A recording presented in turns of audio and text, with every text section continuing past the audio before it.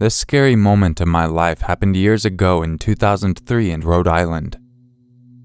I was a cook in the United States Navy and got some R&R when I was stateside on the East Coast. I decided to visit some family in Rhode Island and relax. My cousin asked me if I would go to the bar with him to see an old hair metal band. I'm a fan of that brand of music and thought it would be cool to just hang out and cut loose since I was stuck on a ship for 4 months. Little did I know that night would be in my mind forever. We get there early to get a good spot to see the band, but the bar was already packed.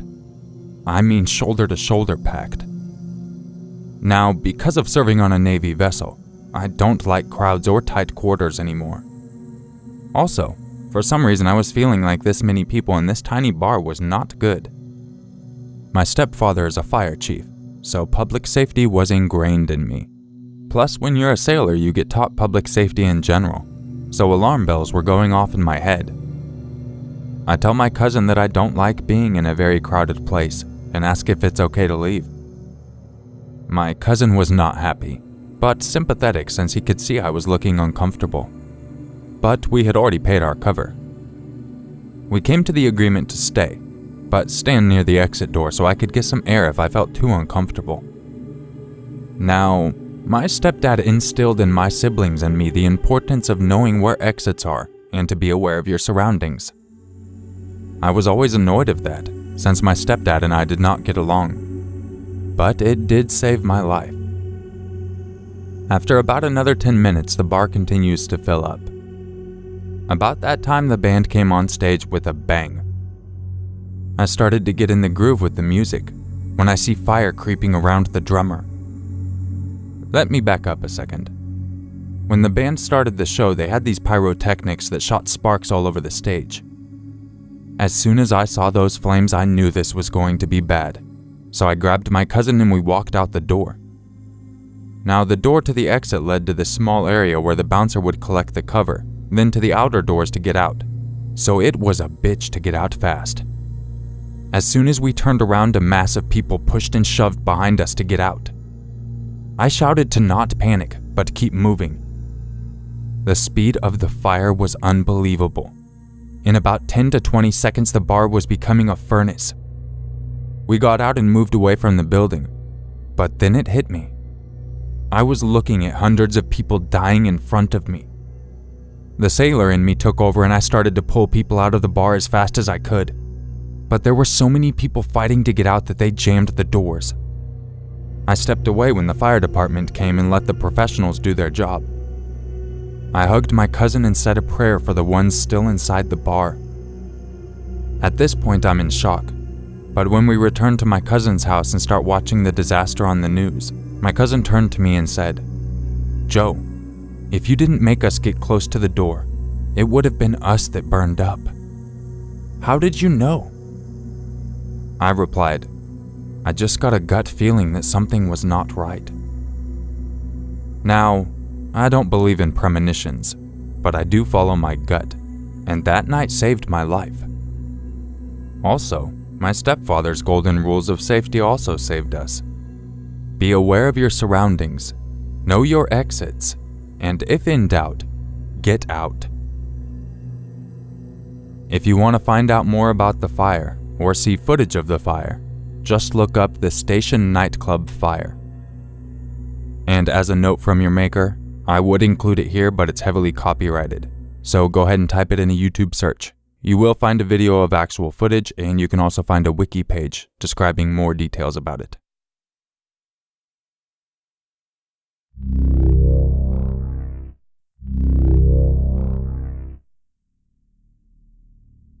Let me begin by saying this event happened on the 26th of June 2018. It was a full moon and myself and 2 friends, Jake and Leonie, decided we should go camping in the local woods and get some nighttime photos of the moon. We are all photographers. We discussed what to bring and how many tents we should use. I suggested bringing the one I had, as it was a 5-man tent, and was more than big enough for all of us to stay in. Jake and Leonie thought it would be better if we took 2 tents, as they had fears of it raining and mine had a history for leaking. So we agreed on bringing 2 5-man tents, food, flasks of tea, we all English, and plenty of cigarettes. That same night, we all agreed to meet up at Jake's house as he is the only one that drives. When arriving, we all talk about the images we are looking to capture. I even suggest taking some horror shots, and I show them the fake blood boxes and knife that I brought for the shoot. They asked why I couldn't bring a fake knife instead, and that I could get in trouble if I got caught with a real one. But I made it clear to them that we would be fine, and we might need it at some point for opening something, or even cutting the tent ropes. We start packing our things into Jake's car, and we all get in. Smiling, I look to Jake, then Leonie. They both almost at the same time ask what I'm smiling like that for. I simply reply, "Strange, isn't it? We're all about to spend the night in the woods. For most people, they would be scared of murderers or monsters. But not us." Leonie softly hit my arm and said, "Please stop. I'm kind of freaked out about this anyway without you talking about all that." Jake replied, "Yeah, let's just get there, set up and get some good pics. No need to worry. We will be fine."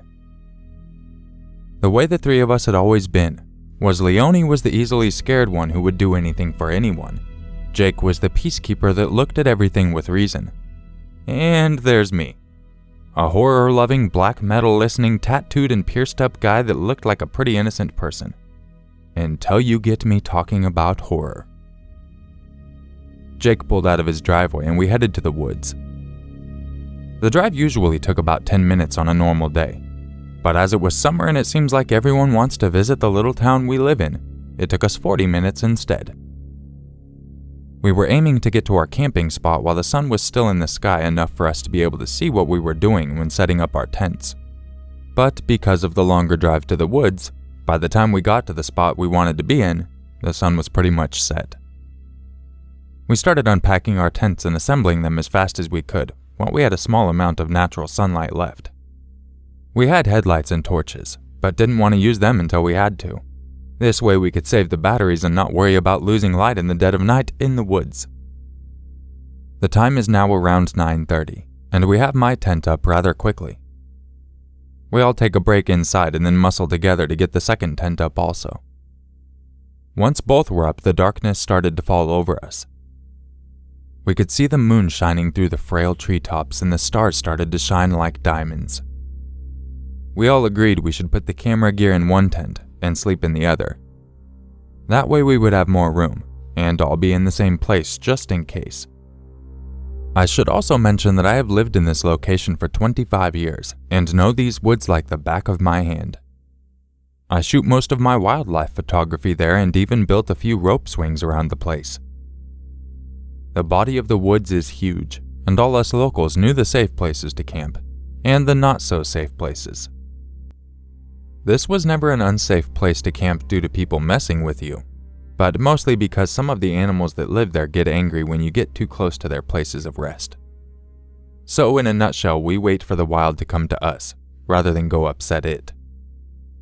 As we were there to shoot the stars and the moon, we didn't think much about where we should go to get our photos, as we gathered just looking up would be enough. Big mistake. Something we all kicked ourselves for was not scoping out the location beforehand. When we looked up from the tents, all we could see were small parts of the night sky rather than the usual full glow. This was because it was summer, and the leaves on the tall trees were almost like a big cover over us. We looked at each other and just smiled. Leonie came out with a laugh and said in a joyful tone, "Really? Cannot believe none of us thought to check this." Myself and Jake laughed, and we all decided to look around for a better, more clear spot that wasn't so covered.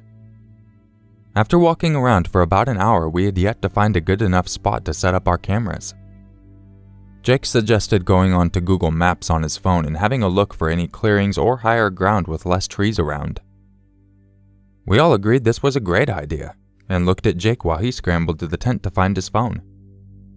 It took about 5 minutes of him looking before I said, "Please don't tell me you dropped it on the way." He looked at me and said in a fed-up voice, "Fuck, mate, it must have fallen out when we were walking around." I looked at him and said, "Well, we best get out there and try to find it. Not seconds after I said that, Leonie says she's tired of walking and that we should just ring it and see if we can hear it ring first. I thought this was a good idea. So did Jake. And if he had dropped it close by, we should hear it and save us aimlessly walking around in the dark trying to find it. Leonie then grabbed her phone out of her pocket and scrolled down her contact list to find Jake. She pressed call and the phone started ringing. We stayed quiet to see if we could hear it from inside the tent. But we heard nothing. She then tried again, but this time we all stood at different corners around the site to see if one of us would hear it. Still nothing. I looked over at Jake and said, "What do you want to do, mate?" He replied, "Well, we kinda need the phone to check where the next best spot that's close to us is. I'm done walking around and finding nothing, so I guess we'll have to go back to the car and get it." I replied, "Yeah, fair enough," then laughed at the fact that myself or Leonie had no internet, and that this whole night was off to a wrong start. We got back into the tent and Jake grabbed his car keys, headlamp and torch. I did the same, and looked over at Leonie. Just as I did, she said in a sharp tone, "You're not leaving me here alone." I replied, "Well, come with us then." There wasn't a second that passed before Jake piped up saying, "We can't all go and leave our stuff here. What if someone comes along?" Leonie then said once again in a sharp tone, "Exactly. What if someone comes along and I'm here all alone?" I look at Jake and give him a look of, she has a point. He then says, "Fine, I'll go alone. I shouldn't be longer than 20 minutes. I'll ring you when I get to my car and have my phone." We agree that this is the best plan, and I make him know that if he hasn't rung in an hour, we will come to find him, as these woods have many little badger holes that would be easy to twist your ankle in if stepped in. Jake leaves the camp and we remind him that he has 1 hour, and after that we're coming to look for him. We watch him walk off in the direction of where the car is parked until we no longer see his headlamp. Myself and Leonie get back into the tent and pour ourselves a cup of tea and light up a cigarette. She begins talking about Jake and that she hopes he's safe out there. I reply, "He's gonna be fine. He knows these woods just as well as I do. We have nothing to worry about. Now let's talk about something a little more upbeat." I try changing the topic to us playing Fortnite when we get back home in the morning, or who's going to upload their photos first. But I can tell she's still not feeling committable knowing he's out there alone. I scramble across the floor and sit myself next to her, put my arm around her and say, "Look, I know you're feeling on edge, but he's going to be fine. We still have 10 minutes for him to ring us."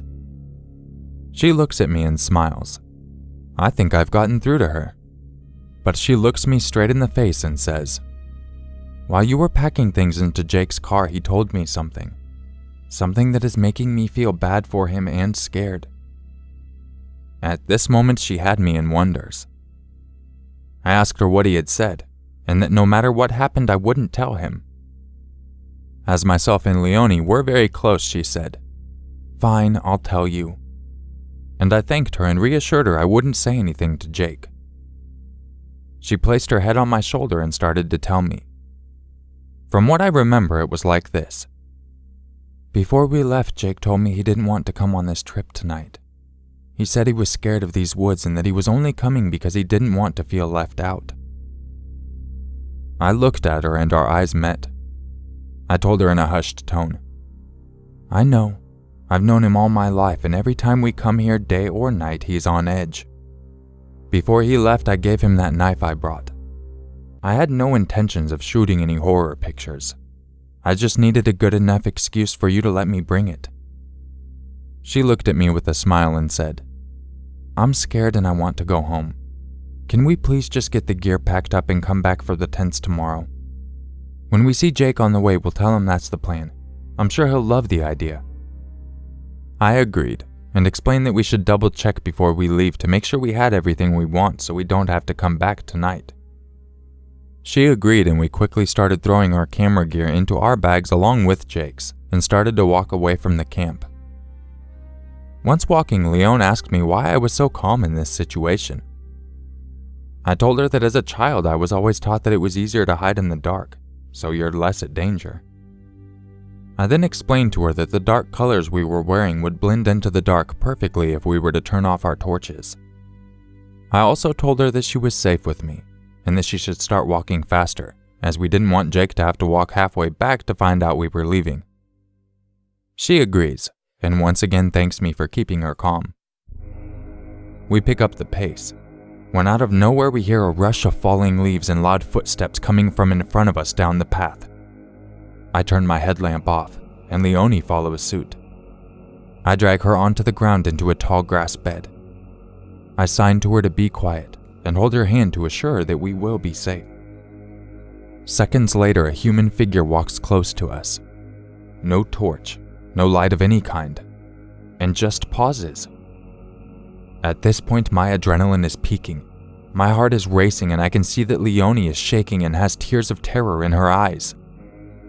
Time felt like it stopped, and every second of silence felt like an hour, when from nowhere the voice whispers, "Guys, was that you?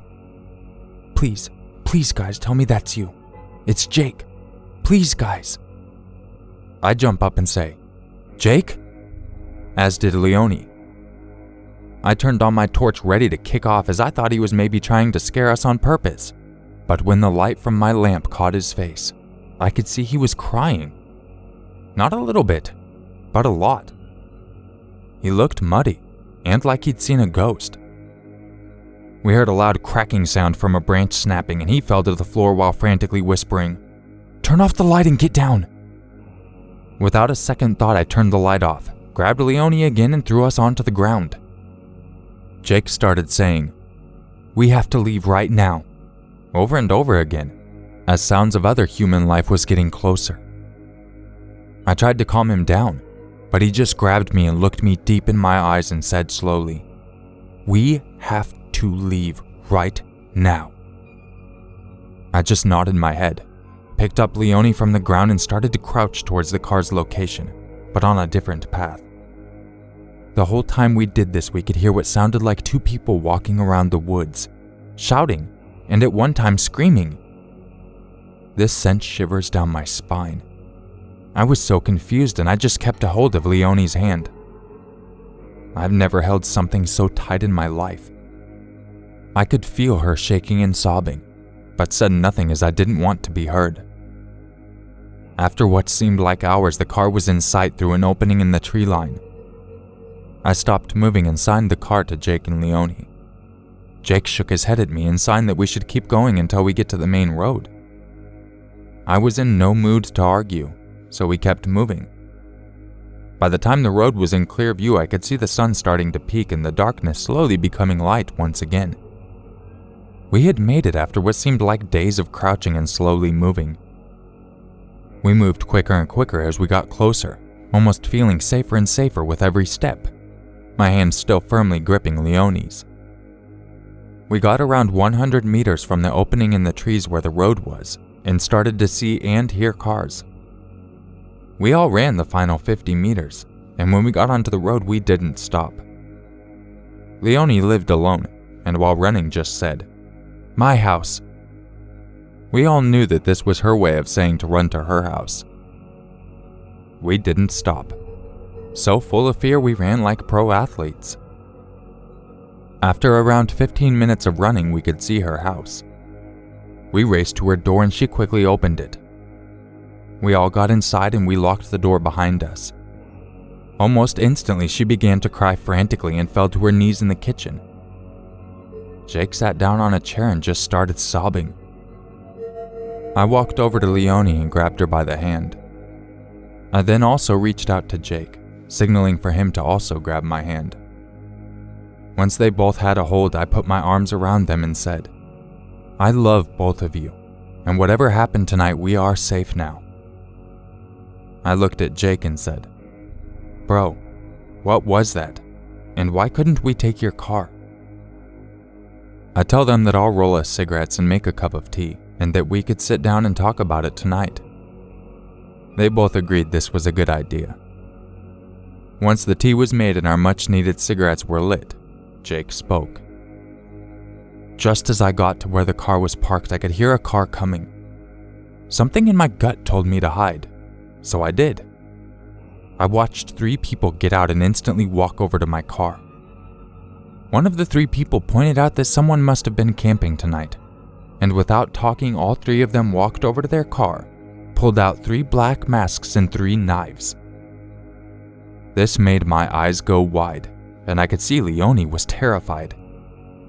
Jake then went on to say, "I didn't know what to do, so I just stood still." They were talking about how they hadn't seen action for a long time, and that tonight could be the night again.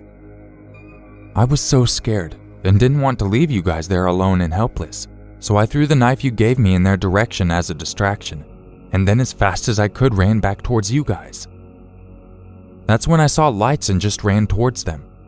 It had to be you guys, and thankfully it was. Leonie is now sitting there with tears rolling down her face, and so am I. The thought of me and Leonie still being in that tent when they got there was enough to make me pass out. We had no idea who these people were, and we had never been so scared, and we have never gone back into the woods.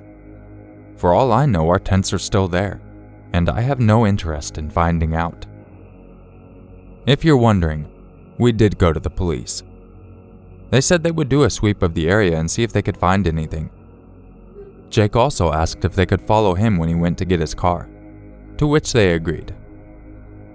The last scary part to this story is that when Jake got to his car, he saw a note on the windscreen. He got out of the car and put it in his pocket. He said he didn't want to be there any longer, and that he didn't think to call the police over to have a look. When he got back, he opened the note and it read, "You got lucky tonight. After finding your tents, we see you had a girl with you. We took a pair of her pants from a bag, and boy did we have fun with them. You got really lucky tonight. Just know that if we had caught you and your little whore, you'd be wishing we killed you after what we had planned."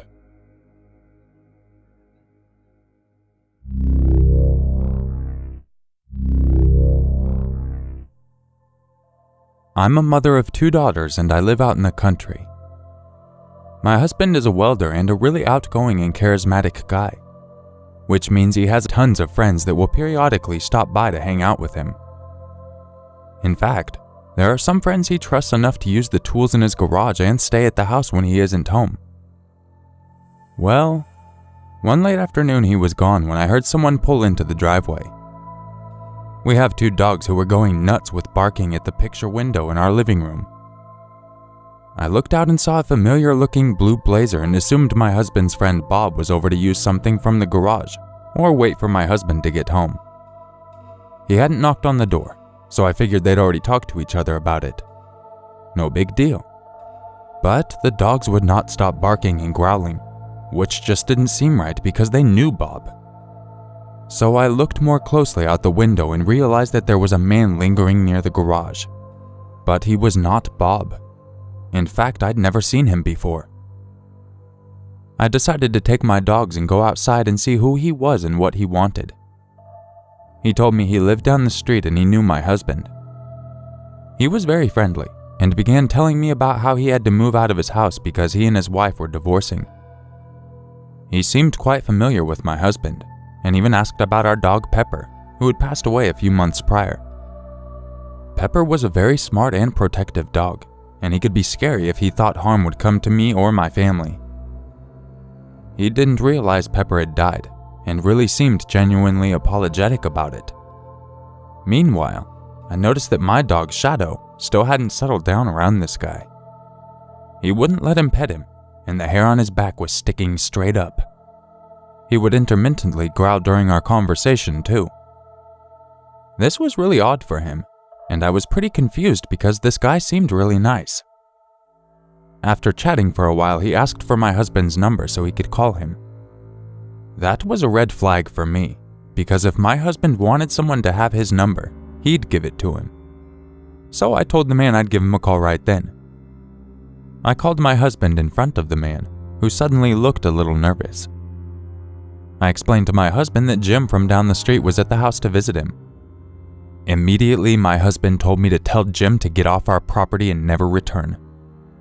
This scared the crap out of me, because like I said, my husband is really friendly and hospitable usually. He told me to make the man leave and that he was on his way home. I ended up making some excuse for Jim. For some reason, I just couldn't say something so mean to him after he'd been so friendly and polite to me. And he backed up right away, suddenly quick to leave. My husband arrived home a short time later and explained that Jim was a severe crack addict who had been stealing from all of our neighbors' garages. His wife threw him out because of this, and he's been desperate for cash to support his habit. He was probably scoping out what he could steal from my husband's garage and seeing what obstacles, my dogs, would be in his way. To think he could have harmed me or my kids makes me furious. He seemed so nice, and I feel like an idiot for not realizing the truth. I've learned my lesson now, though. If somebody comes over that I don't know while my husband is out, I call him right away.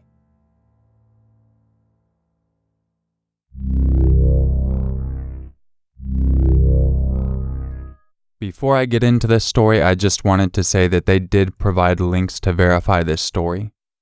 This is a story that was submitted 3 years ago. It's one that was featured back then, but I think a lot of you haven't heard it. And it's definitely one of the craziest I've had on the channel. Just figured I'd put that out there. Enjoy the story. On the evening of June 23, 2005, my family and I were taking a walk on the west side of Little Falls, Minnesota. It seemed like a normal night, but my family and I learned how things drastically could change in the blink of an eye. I had a pretty normal life as a kid for being a 10-year-old. Nothing unexpected happened very often. I thought this would be a normal night for my family and me, but I couldn't have been more wrong. Since we were on the west side of town, we decided to see if my dad's boss Chuck was at his apartment. He had recently bought an older apartment building so that he could fix it up. We waited outside the large white building, but nobody answered, so we decided to go to Chuck's dealership to see if he was there instead. This is where Chuck kept over a dozen tigers and lions as well as a bear for exotic pets. I was always scared to go there, and I especially didn't like my dad having to work there every day. After arriving, Chuck wanted to show us an owl that he had just recently acquired. His owl was in the same room that the lion, Leo, and the tigers, Georgette, cages were kept. While my dad and Chuck were talking, I wandered out of the room to look for my mom and brother. My dad signaled me back towards the room because he didn't want me to go off on my own. When I walked back into the room, that's when I noticed Chuck holding a hairbrush in one hand and his other hand on the small latch of the black cage's door. I thought to myself, he better not be opening that damn thing. And sure enough, Chuck opened the latch to the cage where the fully grown lion and tiger were together. Even before he could open the door, the tiger shoved the door open and I saw it coming right at me. I remember turning away from the tiger and putting my hand out behind me to shield myself from it. Hearing nothing but shouting, the next thing I saw after that was being on my hands and knees, looking at the floor and seeing nothing but blood rapidly dripping down. At this point, the lion came out of the cage too and bit down on the back of my neck. Then I blacked out again. I woke up to my face and limp body being dragged across the cold cement floor by the lion. I was bleeding out, in immense pain and not able to breathe or move. My ears felt like they were literally on fire.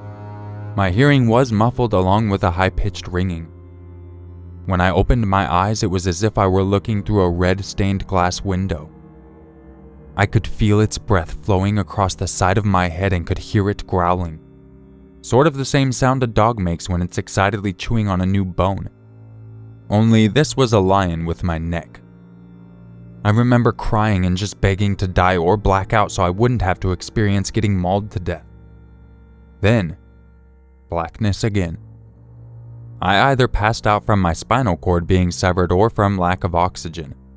I don't know. I'm just glad I wasn't alert anymore. I was unable to breathe or say or scream anything throughout the attack.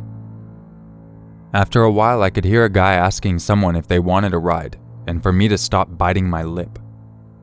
Then I heard the sound of being inside a helicopter and saw a blinding white light when I tried opening my eyes. I'm pretty sure it wasn't the light everyone talks about when they almost die, because it hurt my eyes and it was more annoying than peaceful. It was probably a big exam light on the ceiling or something. My body felt tingly and like I was tightly wrapped in warm, damp sheets. A guy said, "He's awake!" But after that, everything went dark and silent again. The first few times I was conscious, I kept thinking, what the F is going on and why can't I stay awake, say, or do anything? It was scary, and sort of like an Eli Roth horror movie. Nothing a damn 10-year-old should experience. I don't remember anything else until I woke up in the hospital 16 hours later. The first thing I saw was the metal bar to a halo in front of my forehead. I couldn't talk, move, or feel my body, and I just thought, well, this isn't good. I then saw a nurse doing something on the other side of the room, and I tried asking her if my dad was okay since he and Chuck were trying to get the animals off of me. She didn't hear me, and I fell back asleep and woke up a short while afterwards to seeing my mom, dad, and brother standing along the sides of the hospital bed. I was relieved to see my dad there, and I got to directly try asking what happened and if he was okay too. Eventually, everyone understood what I was saying, since I couldn't speak and they had to read my lips. My jaw was wired shut too on top of it all. He said he only had a sore wrist. It was about a month later I found out the whole story of what happened and how I got to the hospital. My dad said, "As soon as Georgette got a hold of you, I was trying to pull her off, then yelled at Chuck to help. He instantly picked her up off of you and put her in the cage. That same effing moment Leo got out and moved you." I was told while my mom and brother were calling 911, my dad and Chuck were rushing me out the door and into the car to go to the hospital. My dad was driving our Monte Carlo at over 120 miles on Highway 10 and Haven Road, as Chuck held me stable the whole 3.5-mile trip there. The attack lasted approximately 5 minutes, plus a 6-minute drive. Upon arriving at the hospital, my dad and Chuck were confronted by an older man, who obviously had no medical experience, insisted that I be put in a wheelchair. Now, we all know not to move somebody if they potentially have a neck injury. It's common sense. I was laying down in the car and being stabilized the entire time. Still not a good idea, but putting me in a wheelchair with little to no head and neck support is one of the worst things that could have been done. It wouldn't surprise me if that contributed to the severity of my paralysis. I was airlifted from Little Falls Hospital to the St. Cloud Hospital, where I was a few minutes before I was airlifted to Hennepin County Medical Center, HCMC, in Minneapolis. I was later transferred to Gillette/Regions Hospital for rehabilitation. Ambulances are useless in this situation, especially this time. The driver only caused unwanted hindrance when my dad went back to pick up my mom and brother and bring them to the hospital. He even had the audacity to say, "Don't hit my ambulance on the way out. I'll have you arrested," to my dad like a little bitch. The police weren't helping either, but that's another story. My hospital stay was about 4 months in total. After spending a few weeks at HCMC, I was transferred to Gillette's Children's Hospital in early July. I spent the remainder of the 4 months there recovering from all of my injuries. The most significant injury I suffered was a fracture of my spine at C1 and C2, which is right below the base of my skull. That alone left me a quadriplegic, paralyzed from the neck down, and ventilator dependent. I also had multiple fractures on my right eye socket, a fractured jawbone on the right side, severe lacerations on my face, neck, and chest. My carotid artery had been torn apart, which resulted in a stroke, and I also endured a subneural hematoma, brain bleed, a tear in the lining of each of my lungs, and air entered the inside of my lining of my heart, causing it to fill with fluid. I really don't understand why I'm still alive.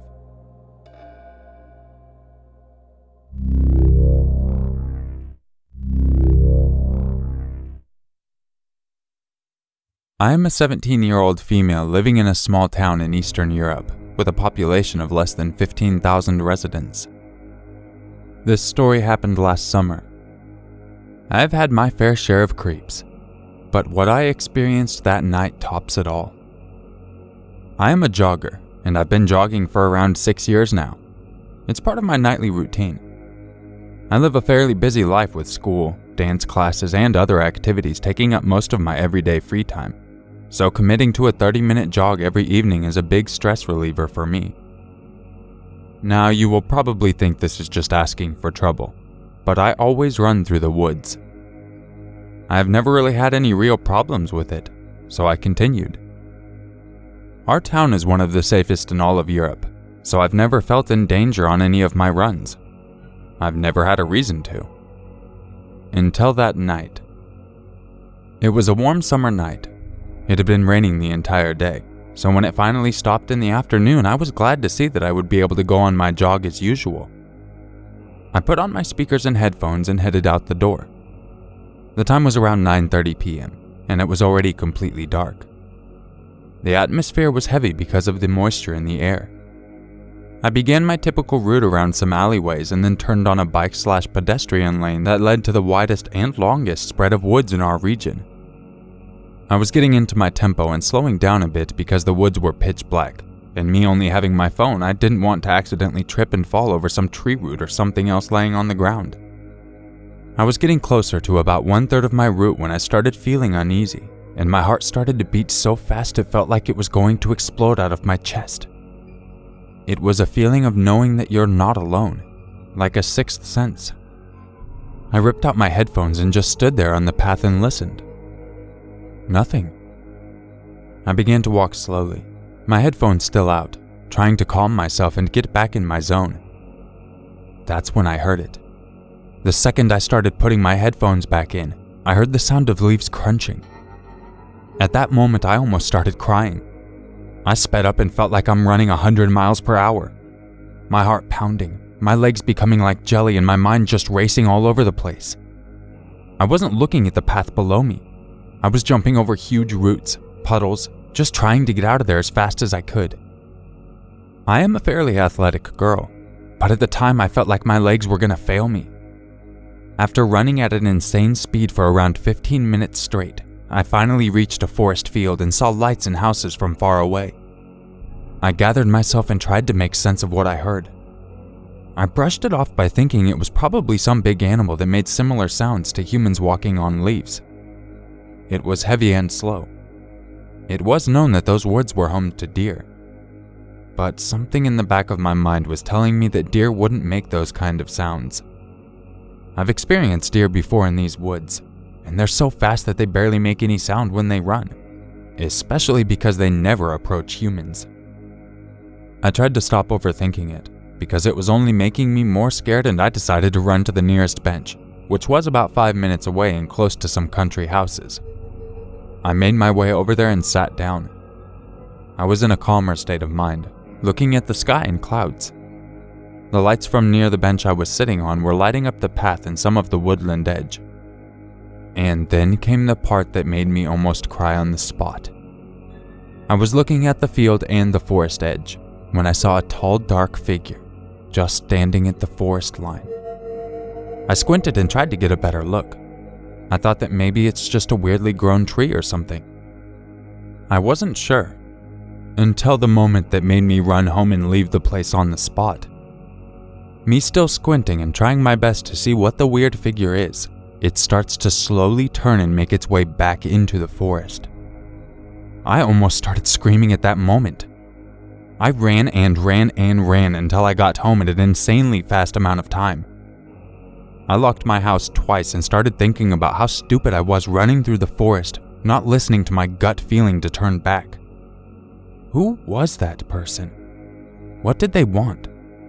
Were they following me for the entire time? These questions kept me up almost that entire night. How close was I to getting kidnapped? Or worse, killed?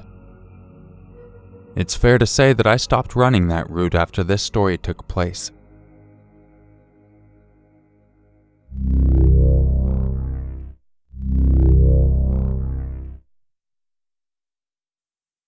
I'm not going to explain everything, but I'm the second oldest kid out of 6 kids. I have 4 brothers and 1 sister, and my mom has another on the way. In total, there are 6 kids with a fetus growing. We live in a complex and are renting 2 houses. They're not directly beside each other, but they're still really close. In the house I lived in, there was only 3 of us. My older brother Richard, who was 17 years old, me, who was a girl and 15 years old, and my younger brother Sheldon, who was 11 years old. My boyfriend would also sleep over.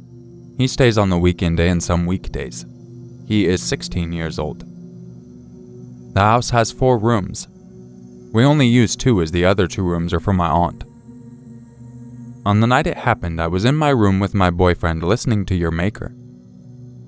I am a very paranoid person, so normally I can't listen for long. But pills stop me from getting scared.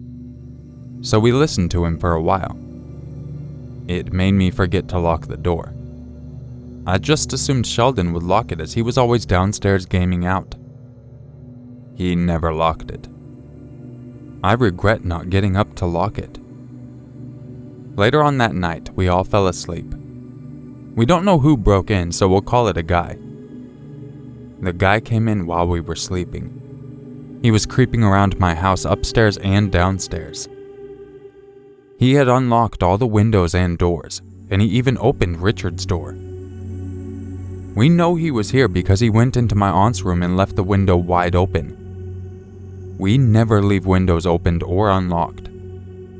We have a cat named Ziggy who tends to jump out.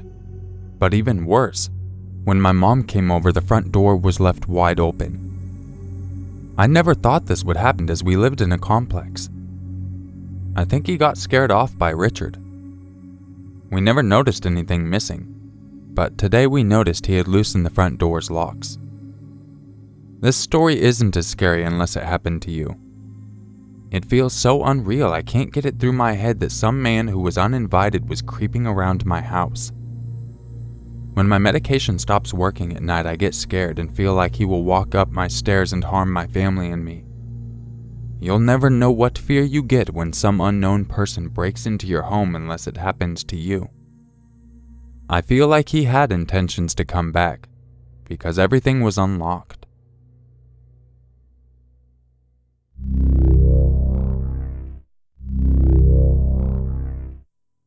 This happened a long time ago. About 14 years ago when I was 8 years old. My brother was 9 years old at the time and we had just celebrated Christmas. My parents had separated just a few months before that, so in our house was just my dad, my brother, me, and our German Shepherd. We had all gone to bed for the night. After a good night's sleep, we woke up to some scary news. While we were asleep, someone broke into our house. I guess our guard dog just kind of followed him through the house instead of being vicious and protective like we taught him to, because he didn't bark at all or even come to wake us up. Even as the strange man was crawling through our doggy door and coming in through the garage in the middle of the night, he just followed him around like a new guest. The man that broke in took my brother's PS2, the TV, and the SUV, and as kids, those were some big losses. But none of it was as concerning as the fact that he also took the house keys. There are some discrepancies on whether or not my dad tried hard enough to get the locks changed, but in one day it was really challenging to get someone who was able to replace locks on 200-pound doors. It was one of those Medeco security locks, and despite his efforts, I guess he couldn't get them replaced in one day. None of this really seemed too important to us as kids, because he said he'd keep us safe. He was prepared. He said he was prepared. Night comes and we are still very shaken up, so we get in our dad's bed, and I'm about to fall asleep when the alarm goes off. Not the alarm that gives you the warning ring like when you open the door when you get home. It was the alarm that goes off when a window or door that should never be opened unless the alarm was off is opened. My dad shot out of bed, grabbed his revolver and ran downstairs. I panicked. I looked at my brother who was frozen in place and my first instinct was to throw the covers over me. I was terrified. How was this happening again? Didn't he get enough the first time? I heard the phone ring, but I can't move. It keeps ringing. It feels like it's been ringing non-stop for 5 minutes. My brother asked me to get it because in my memory my dad had asked me to call 911 or to pick up the phone if someone called, but I just couldn't move. My brother picks up the phone. It's the alarm company. He says, "I think we're being robbed." He hangs up the phone. Downstairs we hear a loud shot, then another one. We're not allowed to leave the room. Was my dad shot? Was he shot twice? Or did he shoot the guy once and then he got shot? Another shot, then another. Silence. I later learned what happened. My dad came downstairs to find that the kitchen door was open. He had used the keys to come through the back and that's why the alarm was set off. He made his way through the kitchen to the family room where he saw a computer and was trying to pull it out of the wall. My dad saw the dark room and a shadowed figure and fired. He was wearing all dark colors, a mask and a skull cap. My dad was in his tighty-whities. My dad, fearing for his life at the stranger who had broken into our house now twice, continued to fire. The man ran through the house. In an interview with the police, when they asked him why he ran past the side door, he responded that he shouldn't have, but he was panicking and stated, "I just wanted to get the fuck out." At this point, a terrified father and a terrified intruder are having a wordless chase through the house as my brother and I sit upstairs. The man reached the window as my dad stood on the stairs. Between them was the front door, but to use that door was too terrifying to him, so he hit his head into the paned window until it shattered. He fell through the window and onto the storm grate and then ran off for the car he had stolen the night before. He made it to the hospital, passed out on the lawn and was arrested there. He was from Chicago, and he was a long-time offender.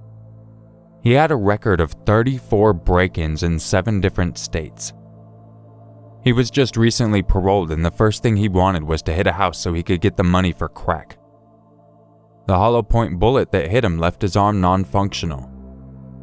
I feel bad for the guy, for the stuff he's gone through to get to this point. But for my sake, let's never meet again.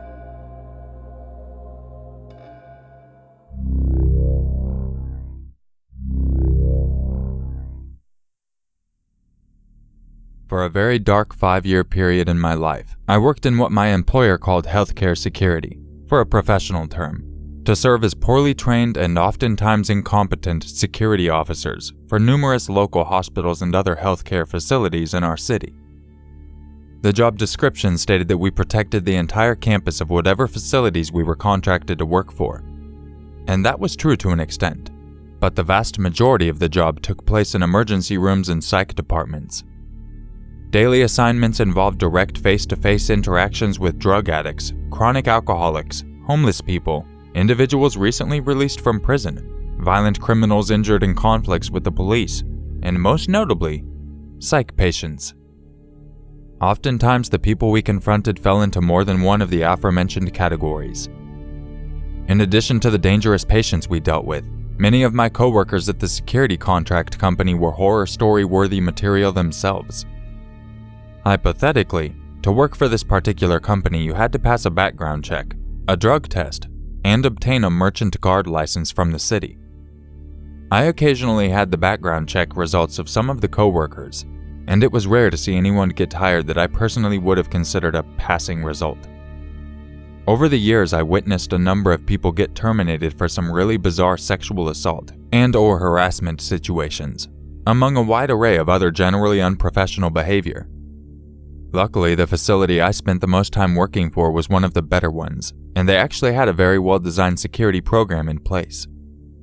The security program manager I worked for was a retired U.S. Army artillery officer and a retired federal law enforcement agent, so he knew his stuff. To the best of his ability, he chased away the more obvious unethical or incompetent security officers, although the company would just keep sending more of them no matter how many he got rid of. The hospital itself was a level 1 trauma center, and when it came to dealing with physical injuries, they were great. Psych patients? Not so much. Every patient and visitor entering the hospital emergency department was searched for weapons. To achieve this, there was always a minimum of 2 officers in the emergency department. One officer was inside the emergency department itself, searching patients who arrived by ambulance. The other security officer ran a security checkpoint for anyone who came in under their own power, be they a patient or someone seeking to visit a patient. The checkpoint had a metal detector for people to walk through, and all bags had to be searched as well. It was similar to going through the security checkpoint at an airport, minus the cavity searches and no-fly lists, of course. Additional security officers could be called upon from elsewhere in the facility as necessary. This story takes place at approximately 2 a.m. on a graveyard shift, when I was assigned as the security officer in the emergency department. The shift had gone smoothly for most of the night so far, when I received a radio call from the officer at the security checkpoint demanding immediate assistance. There was an obvious tone of panic to her voice, and I rushed to the security checkpoint quickly, expecting to be joining in on a fight with some methed-out homeless guy. When I arrived, I was initially confused because everything was quiet and the officer at the checkpoint was just standing there, quietly examining something on the desk. On the desk in front of the security officer, I saw 3 bags, and I quickly realized that whatever was happening here, it was going to be a more cerebral experience than the typical homeless brawl. The bags I saw were of the following types. A Nikon camera bag. I recognized the type of bag as being similar to one a photographer I knew carried. A bag like this often held a camera which could range in price between $500 to $2,000 or more. An extremely expensive leather briefcase, of the type that someone might use to carry both a laptop computer and a large stack of documents. A weatherproof storm case of the same brand that we had used when I served in the military. Cases like these often held expensive electrical items or weapons. It was a unique set of luggage to encounter in a hospital emergency room, but that alone wasn't what made the situation so shocking. All 3 bags were completely coated in multiple layers of blood. When I say multiple layers of blood, what I mean is that there were clearly some different patterns in the blood that had ended up on these bags. Some of the blood was already dry and flaky, as if it had been there for a while. Some of the blood was damp and had a sort of matted texture to it, as if it had recently been rubbed onto the bags from some other surface. But most disturbingly were the small droplets of blood which were still obviously wet and looked as if they had dripped onto the bag within the last few minutes. Whatever the source of the blood was, it was immediately obvious that these bags had been exposed to that source over a prolonged period of time. Naturally, I asked what the hell happened here. The security officer at the desk was nearly speechless, but she attempted to explain to me that a moment before she arrived, a man had run into the building screaming and ranting. The man, like his bags, were completely covered in blood from head to toe. She wasn't able to understand most of what he said, but she recalled him mentioning a dog or someone kicking down the doors of his house. When she asked to search his bags, he also admitted that there was a gun in his weatherproof case. Not knowing what else to do with the man, she sent him through to get checked in and kept his bags at the desk. That's when she called me, hoping I would know what to do next. Assuming that a situation this bizarre and blood-drenched must involve some kind of crime being committed, I didn't want to open any of the bags and possibly contaminate evidence. But we couldn't just let massive quantities of blood sit out in the open and frighten other patients either. So I grabbed a red biohazard bag and placed the 3 blood-soaked items into that bag to contain the mess. Then I contacted a supervisor, which seemed the only logical course of action. The supervisor for that shift was a friend of mine and a generally laid-back guy.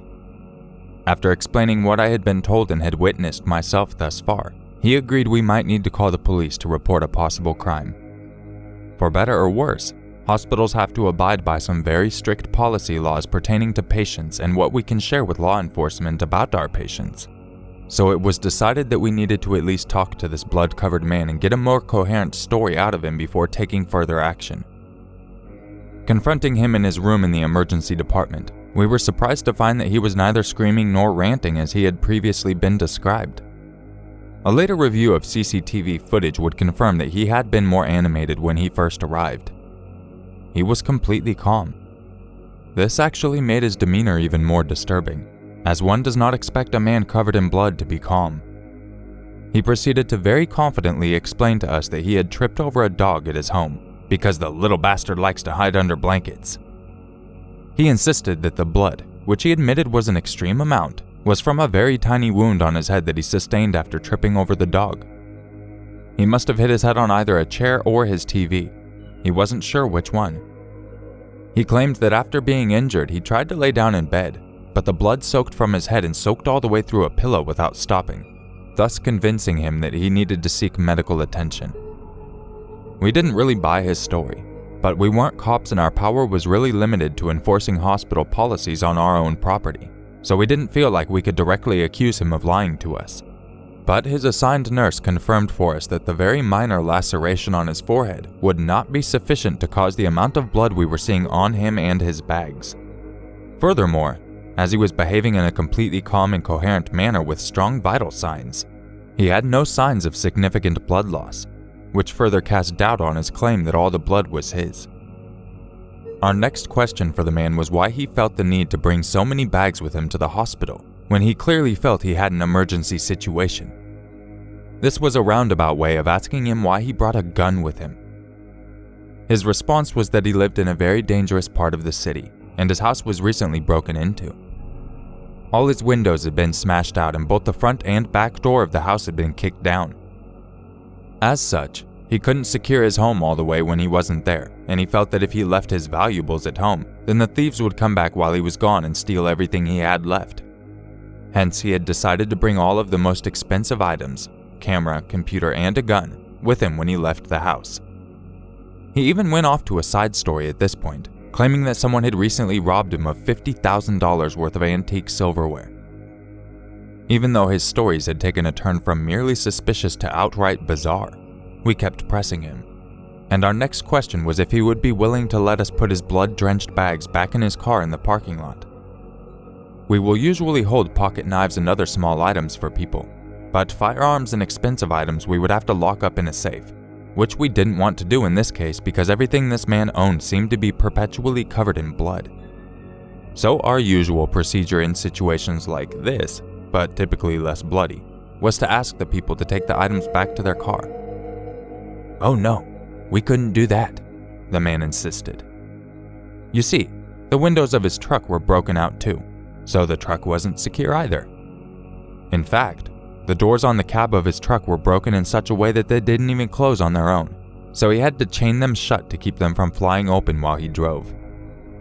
By this point, the story had morphed from being suspicious to bizarre to finally being outright disturbing. A man covered in blood had literally just told us, in an eerily calm demeanor, that he has a habit of chaining doors shut.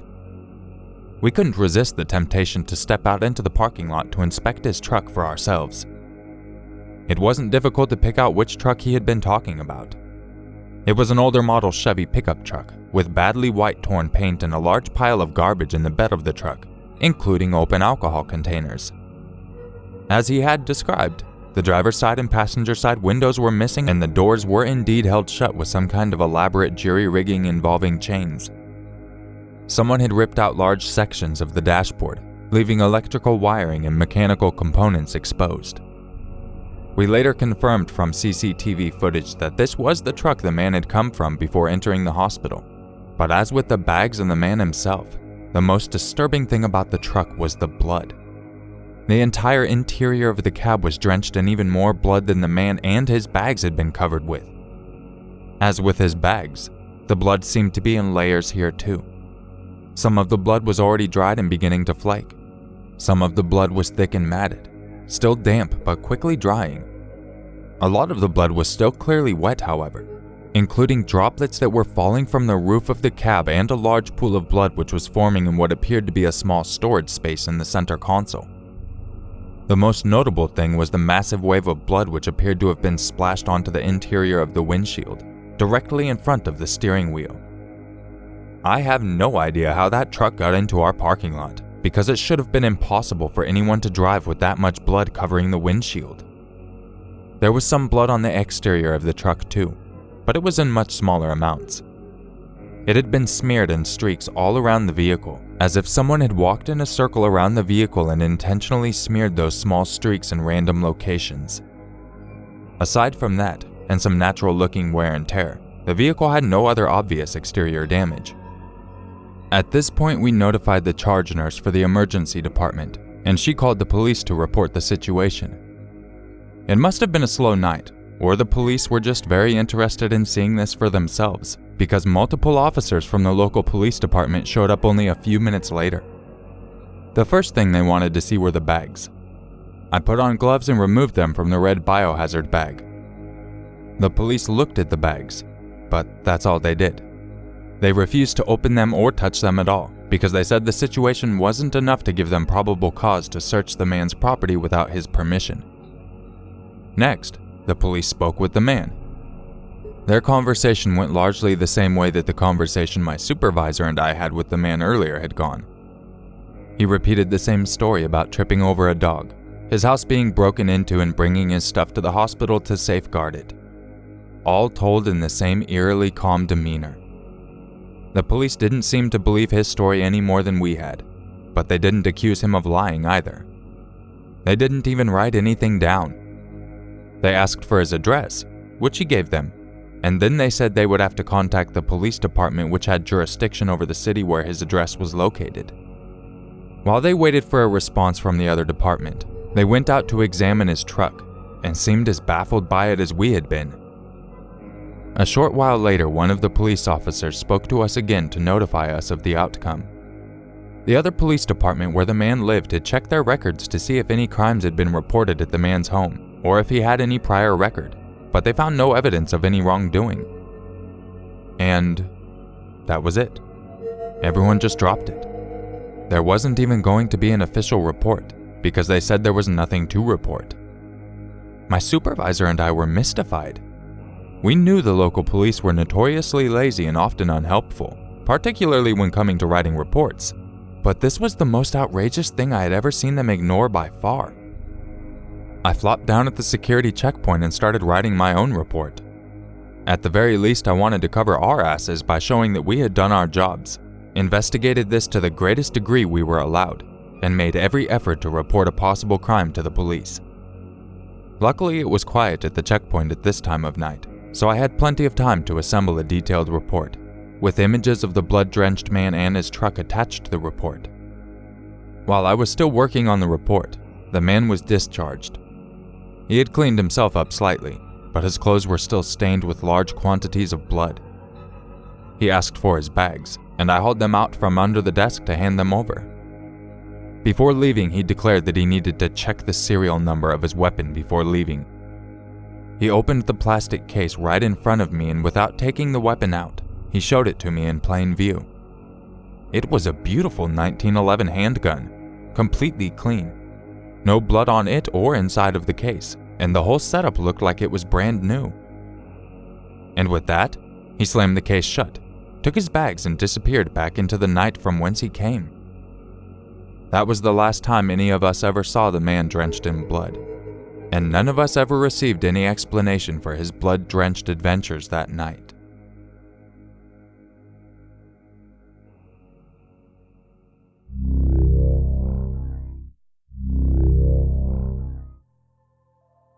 This happened 5 years ago, 2 weeks before my 15th birthday.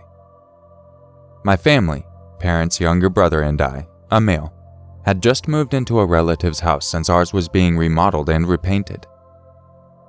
It was just a matter of 1 month, but my brother and I were still pretty excited to be moving to a new house. The day we moved, our parents had to go to a friend's birthday party, but since it was a school night, my brother and I stayed home and had pizza for dinner. When the clock hit our bedtime, we went to bed almost immediately. Our parents are pretty strict about curfews. I should mention that in this new house, we were sharing this room that had a single bed in the corner and a mattress that we had got from our old place on the floor parallel to the door. I got the bed and my brother slept on the floor. We switched off all the lights, saved the nightlight, and went to bed. But instead of sleeping, we started chatting. We hadn't shared a room in forever. While we talked, I felt like I heard something downstairs a couple of times, but I wasn't sure. I was certain that it wasn't my parents, though. My mom had a habit of coming into our rooms to ensure we were asleep every time my parents came back from an outing at night. So I asked my brother if he heard anything, and naturally he told me I was a moron and flipped me off. I didn't hear anything anymore, so I went to sleep. Right when I was about to drift off, I felt something crawl into my bed with me, something that was shaking like a leaf in a tornado. I almost screamed, but soon realized it was my brother. He wasn't shaking. He was crying. He told me that there was someone outside the door. I didn't even think he was joking. He was too shaken up to do that, and I could see tears on his cheeks thanks to the nightlight. I almost immediately realized that he must have seen someone through the gap between the door and the floor. His bed was placed in such a way that if he was to lay on his side, he was facing the door. I stood abso-fucking-lutely still for 10 seconds, whispering to my brother to hide under the bed, moved very slowly toward the door without making any noise, and deadbolted it. Despite my best efforts, it did make a loud click noise.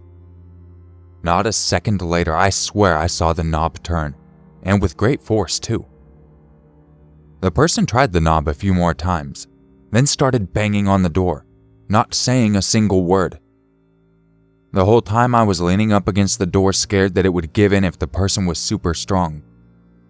Looking back, I realized that wasn't possible. Thank God.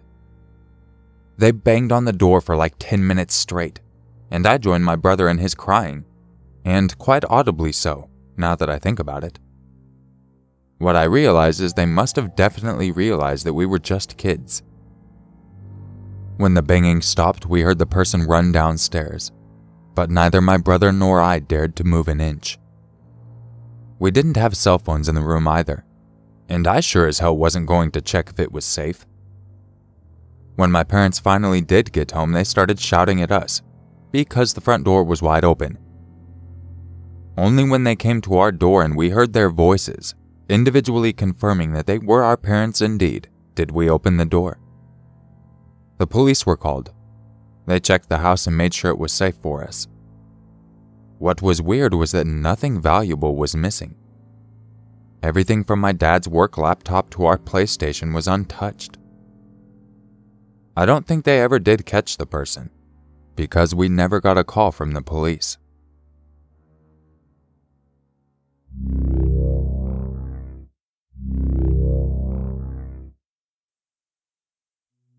I was on my way back home from the city center at about 9 or 10 p.m., and I had a sandwich with me. I have to take this bus to get home with maybe 16 stops until mine, which is not a busy stop. Usually only me and sometimes one more person get off there. I got on the bus at the back door, and the minute I sat down, this drunk guy comes up to me and asks me if I speak Hungarian. There are relatively a lot of beggars around here, so I'm not surprised. I say no, a lie, so I avoid further conversation. He then starts speaking to me in English and asks me if I could give him some money for food.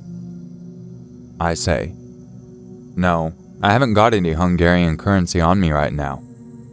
Again, a lie because I just wanted to eat my damn sandwich. This guy then proceeds to signal me to give him a piece of my sandwich and almost breaks a piece off of my sandwich. So I say to him, sorry dude, no offense, but I just want to eat my sandwich. At first he seems pretty chill about it, but this is when it gets interesting. He sits back on his seat 3 seats behind me and I notice he's not alone. He is with 2 equally drunk gentlemen. The bus now closes its doors and starts. As I'm eating my sandwich, I hear these guys talking shit about me in Hungarian, assuming I don't understand it. Shit like, man, this dickhead won't give me a piece of his sandwich. What a prick. Man, I would so bash in his head with glass. I'm so angry. I hear them agree on getting down at my stop so they can beat me up. I've never had to deal with a situation like this, so I start to think, and come to the conclusion that my best option is to get down at my stop and run home, not on the usual route, like hell, because I can easily outrun 3 30-year-old drunk guys. Meanwhile, because I'm focused on what I'm doing, I don't touch my sandwich, maybe a quarter of it remaining. This got them even angrier. Hey man, he didn't even finish his sandwich. I bet he goes home and throws it in the trash. Then one of them said he murdered someone in his dream. The other one says he dreamt the same thing too and that this is not a coincidence. I'm there like, surely they aren't that barbaric assholes. But I was wrong. I hear them discussing my height, weight, and buffness, and agree that they can take me easy 3-on-1. At this point, I'm sweating and thinking about other options because my stop is coming up. We're heading into the suburbs. The bus is starting to get empty. Then I realize that I could pretend I get off somewhere and hope that they get off, so I decide to do that. At the last relatively busy stop before my stop, I stood up and went to the front door where 4 other people stood waiting to get off. The bus stops and I start going towards the door, but stop when they can't see me. Surprise, surprise, they got off. The guy starts walking to my door calmly, because there were other people at the stop. But when he got to my door, luckily it closed. I checked if anyone got off with me at my stop, though. I think this could have gone so much worse, and I was lucky to get the best case scenario.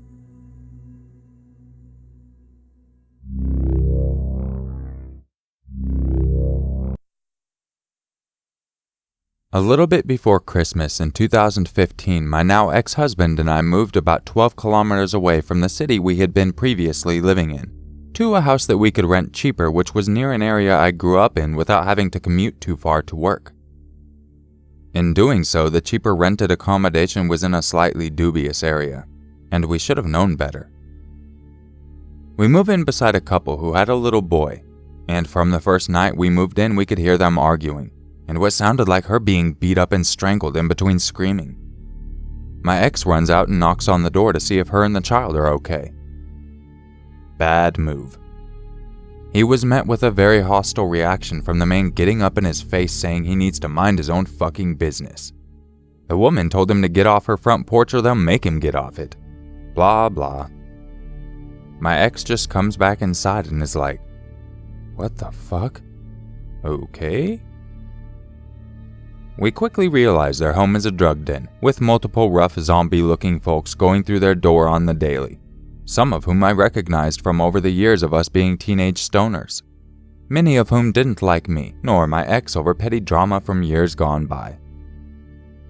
Fast forward a fortnight or so, with the screaming and violence going on most days and nights, and I drive home from work one evening to find 2 rubbish bins in the driveway that didn't belong to us. I presume they belonged to the neighbors, so I wheel them over to the front of their house. My ex gets back a little after me and finds the bins at the front door and asks what they're doing there, and I tell him that they were there earlier too. He wheels them back over to the neighbor's door. We go away for a couple of hours and come back to find the bins back in our driveway yet again. So this time we go over and knock on our neighbor's door asking what the fuck they're doing with their bins. And the man comes out saying, "What the fuck little game do you two think you're playing at taking our fucking bins? You have no idea who you're messing around with. Nobody takes my property and questions me about it. Watch your back," etc., and goes back inside. Our houses were attached, so we could hear the loud and obviously aggressive talking going on, presumably about us, to whoever else was in the house at the time. A few of the men shone flashlights in our windows and stood outside our house looking up and banging at the windows, and from inside their house walls at night, until some point we must have just given up worrying about it and fell asleep. The next night at about 9:30 p.m. I hear a lot of commotion outside, and someone pounding hard on the door. I open the door and 3 men are standing there shouting at me, and the guy from next door says, "Where's your boyfriend? What did I tell you both about stealing from me? You took our coal." At this point, my boyfriend, who was in the shower upstairs, is coming downstairs in a bathrobe. I'm obviously saying, and pretty much laughing, "Why on earth would I take a bag of coal? You cannot possibly be fucking serious." And he's all, "Oh yeah? Well, what's that in your back garden, huh?"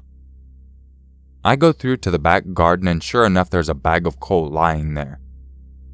I say, "You obviously fucking planted it there." My boyfriend starts shouting, saying, "Get a life. Leave us alone. I can see what you're trying to do. Just fuck off."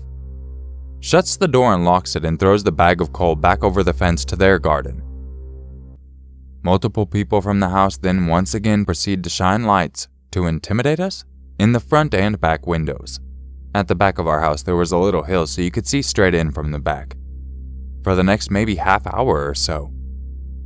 The woman who lived next door obviously returned from wherever she had been, and we hear her voice booming from outside screaming something along the lines of, "Come outside here, I'm going to kill you! Put it in the windows. Put it in the windows now."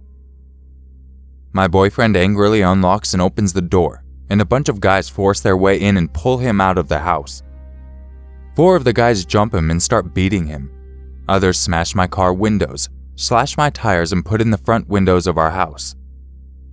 The woman sent out a young scumbag girl to attack me, but thankfully the girl was a lanky twig like me, and kind of gave up after I was clawing at her aimlessly while hysterically screaming and crying at what they were doing to my boyfriend. The quiet elderly couple who lived in the house next to theirs had thankfully called the police, and after they arrived, an ambulance was called for my boyfriend, who was taken to the hospital. And after talking to the police, what I could gather is that they had broken the handle off their back door, smashed the glass on the door, messed up their entire kitchen, and said that my boyfriend had broken in and was violent towards their child and hurt him, stole money and other shit from their house, then took the bag of coal and left it laying in our garden. All I could think of was, so my boyfriend supposedly did all this while a bunch of men were all in the house just sitting around while this is happening. I called our landlord, who arrived pretty much immediately after I called. At this point it was pretty late at night, and he brings his son and brother with him who are basically standing guard. And he told me that he's had the same problem with these people before. Thanks for the heads up. And people often move out early because of them. That the guy and the woman both have lengthy criminal records, and that their landlord is literally scared to force them out because of the threats he received from them in the past. That they're in massive arrears and that they've been threatening the older couple who lived beside them too. My landlord and his family help me bag every single thing we own up, clears the place and makes multiple runs with me and all our stuff to a friend's place that we would have to stay with temporarily. The next morning he returned our deposit and also gave me the month's rent we had paid back, saying I would need it to sort out the windows of my car, etc., which he had removed from my driveway and taken to my friend's place. At least the landlord was nice. They had broken my boyfriend's nose, which he needed surgery for, but other than that he was, thankfully, just battered and bruised with a swollen face and black eyes. We were harassed by them and their friends on Facebook for weeks following the incident, and they even put up statuses about us on Facebook saying all the awful things my boyfriend had done to them. They had taken pictures of us at some point too, because they had attached the pictures to the statuses to alert people what we looked like. Be careful of these people, making themselves out to be the victim. We were easily more than a decade younger than them. Fast forward to today, and the guy is locked up for something or another. Their child is in care. Thank goodness. That poor little guy looks so uncared for, pale and sad. And I don't know what she is up to other than uploading Shrek-looking selfies to the internet.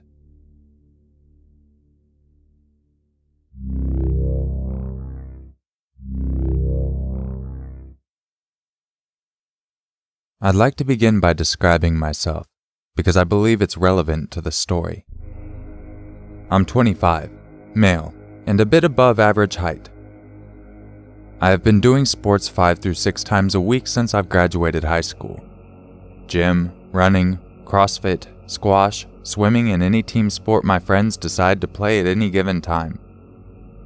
My favorite hobbies are mountaineering, hiking, and bouldering. I've just recently purchased a new pair of high-altitude mountaineering boots because it's near the end of the summer season and they were on sale. The plan is to wear them in the Alps next summer on a few ascents. I live in a European capital, one that's surrounded by wonderful nature with many trails and opportunities for hiking. I decided to break in my boots last Saturday. More specifically because it would have been my granddad's birthday, and he also loved hiking before he died. These boots are overkill for these woods, but I needed to try them. I selected a nice route that's about 25 kilometers and set off at about 9 in the morning. It rained just the day before, so I expected a fair amount of mud and not so many people as they are easily scared off by the weather. Since the summer was excruciatingly hot, it was a nice change of temperature, especially between trees and such, where it's a few degrees cooler than in the city. In the not-so-distant past, my dog would have definitely joined me on the hike, but she's turning 14 this year, and she doesn't enjoy long-distance walks anymore. My girlfriend had to do something for work on short notice, so I knew from the moment I woke up I would be doing the hike alone. The first half of the hike was perfect. The altitude difference along the trail is minimal. I barely broke a sweat, and I misjudged how many people would be out due to the storm the day before. I met at most 6 through 7 people during the first 2 through 3 hours, and most of them were cross-country runners. It's worth mentioning that I wasn't walking quickly. I stopped on many occasions to take pictures or study animal tracks. There are deer and wild boars in these woods, nothing more menacing. Not animals anyway, but I won't get ahead of myself. Between 12 and 1, the path ran into an actual road, one where cars can go. This road is asphalt, but deep in the forest and can only be used to reach certain landmarks that are mostly in the forest, so cars seldom go here. My trail required me to take this road for a few hundred meters. As I was walking along the road, I heard a car approaching from behind me. It went past me, not too quickly or too slowly. It was an older green SUV with a fresh registration. You can tell by the license plate. Probably an import. Anyway, I thought nothing of it at the time. Then I heard it come back. It drove past me for the second time, now very slowly, and I could clearly see 2 men sitting in the front seats, wearing baseball caps and sunglasses. Both had stubble/beard game going on as well. I assumed that they were gamekeepers, even though those cars have a crest on the hood and on both the front doors. As I hike a fair amount, I know these things. I see them around quite a bit. They would also not be driving a car like this. They have Jeeps which are much more suitable for the forest. Still, I felt no discomfort, and again I thought nothing of it. Then my trail left the asphalt road and began snaking in the woods again. I walked ahead serenely, gazing at the trees and whatnot. Then I suddenly had the strange sensation that something or someone was behind me. An engine was becoming more and more clear as well. At this point the trail was quite narrow, but if for some reason you'd want to drive a car on it, you could.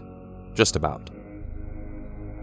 When I turned around, the aforementioned SUV was basically in my face. It was an arm's length away from me, and it stopped just as I had. I looked at the driver, who was staring back, as I can only assume as he was wearing sunglasses. I calmly asked him, "What's wrong? Shall I let you go?" in a polite tone as his window was rolled down. He didn't speak. He slowly started reversing, and soon he disappeared behind a curve. Now I was quite uncomfortable. I also noticed that he was alone in the car, unlike earlier. I listened intently, standing still since I wasn't sure what was going on.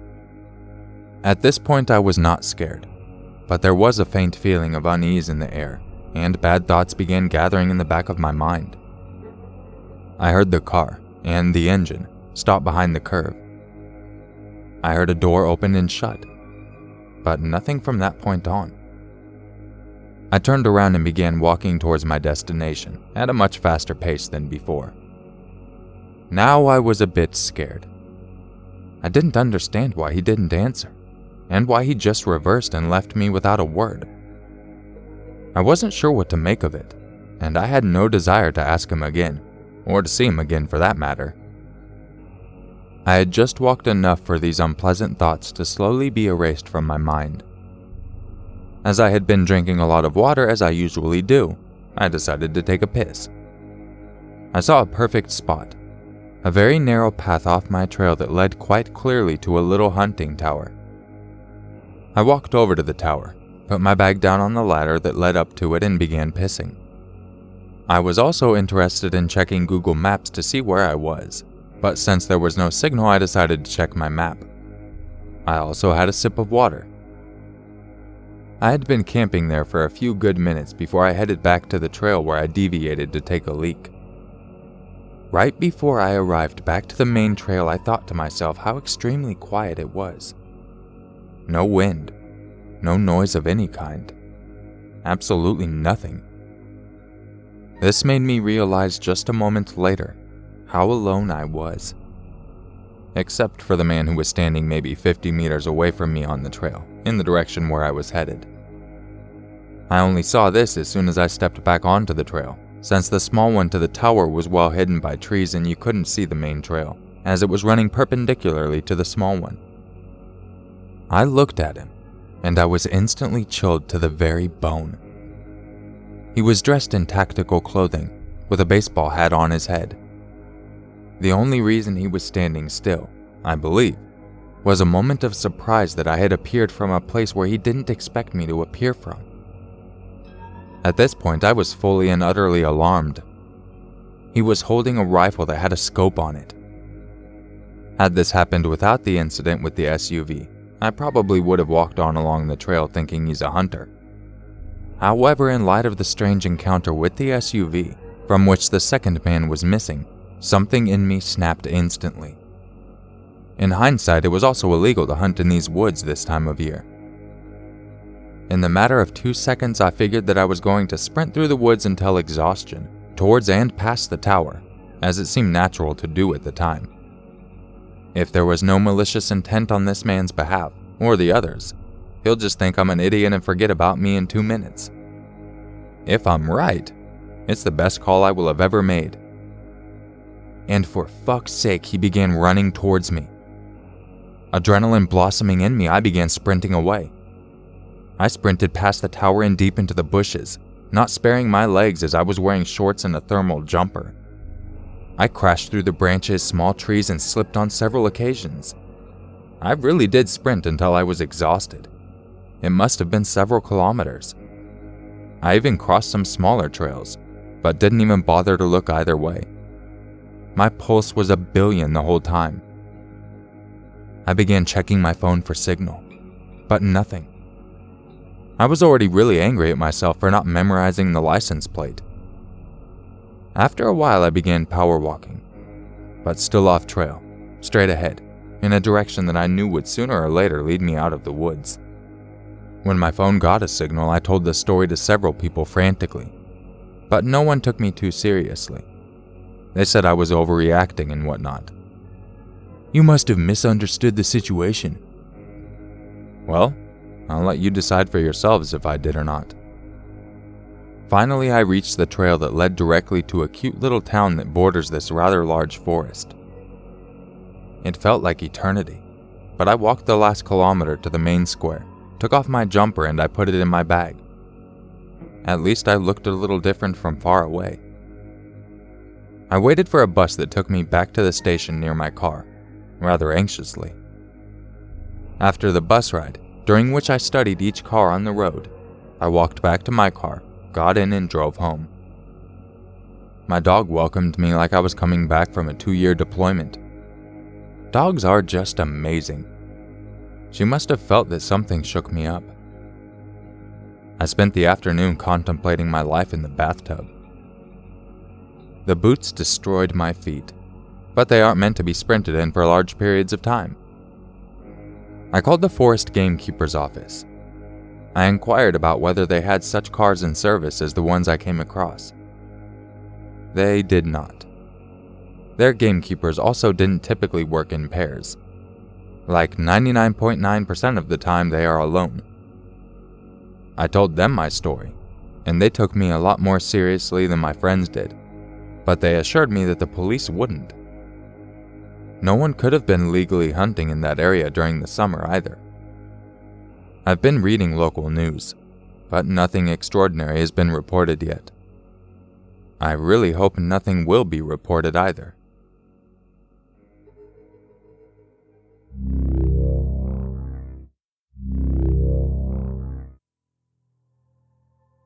This took place during the summer of 1993. I was living in Montana but had a boyfriend in British Columbia, and I often traveled between the two places. We were broke and careless, so we hitchhiked when we needed to get somewhere further than biking distance. I had spent the month of August with him in BC, and eventually it was time to go back to school. I, of course, not having worked much at all that summer, had no money. My bum-ass boyfriend hadn't come through with any money for a bus ticket either. My parents were mad at me, so they weren't giving me any money. All my friends were broke, but we didn't have a phone to call them anyway. We were living in a 2-room cabin with no running water in the mountains. The only phone was a party line that belonged to the neighbors and was basically only for emergencies. The decision was made. I was already 2 days late for school and I didn't feel like panhandling for a bus ticket. I had to get back and couldn't wait for my boyfriend's money to materialize. It would be my first time hitchhiking alone. I put my backpack's worth of stuff together, making sure I had my ID, because one time we hitched to the border, left Canada and tried to get into the US before I realized I had left my ID in Canada, meaning I had no ID to enter the US, but also no ID to get back into Canada. But that's a story for another day, and hit the road. Things went surprisingly smooth for the majority of the trip. An elderly couple picked me up as soon as I got off the mountain and into town and took me all the way to Creston, right near the border crossing. I walked across and was almost immediately picked up by a guy who at first gave me mild creeps, but all he did was lecture me about how dangerous it was to hitchhike alone and how much I reminded him of his daughter. He took me all the way to Coeur d'Alene, which was damn near half the trip. I was actually having phenomenal luck. I walked to just outside the city limits and stuck my thumb out. 1 hour went by, then 2. You're often walking really slow when you're trying to catch a ride, and eventually I came across a small flap of cardboard. I picked it up, thinking I could walk off at the next exit, borrow a marker at a gas station, and make a sign. I thought that might help me get a ride. So I'm walking alone a little faster now, and suddenly I see something moving in my peripheral vision. I tense, look and see it's a 2-foot, thin, dark snake trying to get over the cement guardrail to the shoulder. He was never going to make it. He was kind of trying to throw himself over it sideways. I happen to kind of like snakes, and he looked pretty harmless, so I used my sign as a shovel and pitched him over the wall. In hindsight, I should have realized the snake was a bad omen. Before I could reach the next exit, a car slowed to a stop.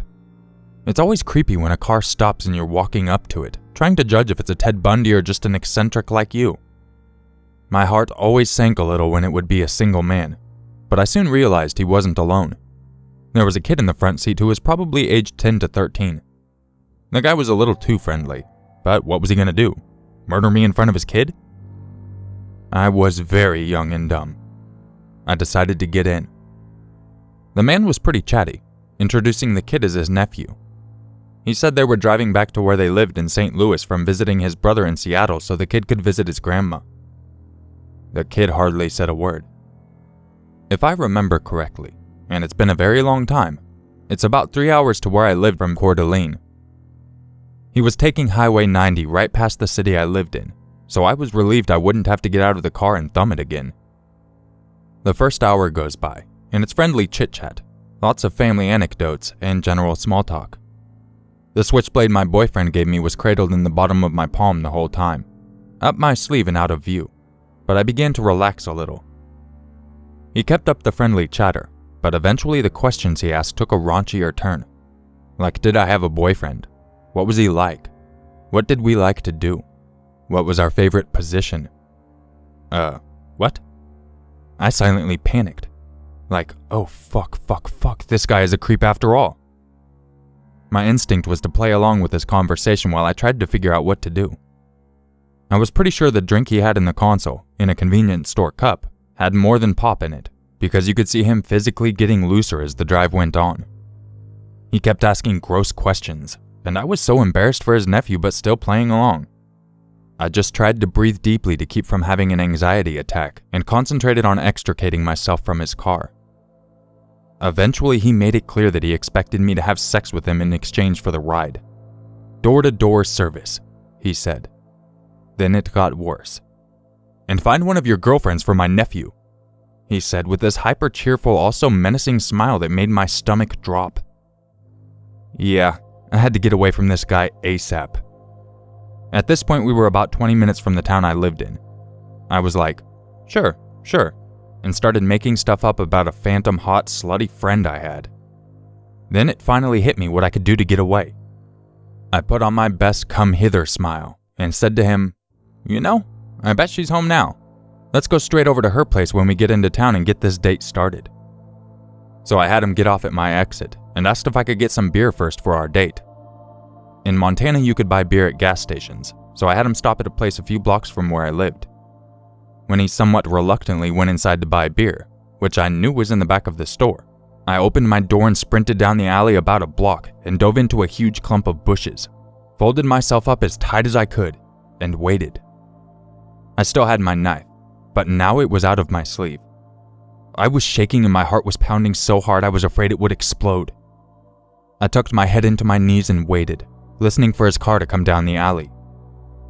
When he had got to the gas station, it was about 4 p.m. and September, so there was still plenty of light. I stayed in those damn bushes until night fell, and then I finally sprinted home.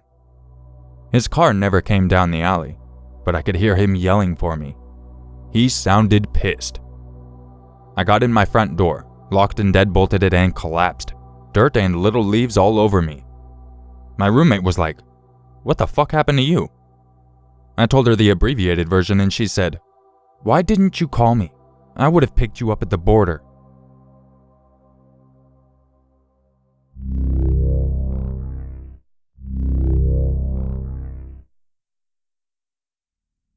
For context, I'm a 5'2" female who couldn't handle herself in a fight against a tissue. This just happened earlier today, and I can't think of a better place to vent about it. I work for USPS as a city carrier. For those that don't know, that means I walk, a lot, and through all types of neighborhoods. That being said, I worked in a relatively small town, and while there were some parts of it that were mostly run down, I've never had any bad encounters. Until today. The last bit of my route is 3 streets that run parallel to each other, so you walk up and down one street, drive the car to the next, and walk up and down it, etc. I'd say it's a low to middle income area, but nothing that makes you feel uneasy. Just a bunch of cheap college apartments and a few rundown houses. I'm beginning the first of my streets and I see this man, maybe 20 years old, riding his bike on the opposite side of the street, but going in the same direction I am. I thought nothing of it and went about my business. He ended up turning a corner at the end of the block and I forgot about him. I'm continuing walking down the same street when I notice this guy is right next to me again. I think it's a little bizarre, but figured he's taking laps around the block or something. Mind you, it's a solid 10 degrees outside today, with snow on the ground. So looking back, it's a bit strange that somebody would be out for a casual bike ride. But people have done weirder things.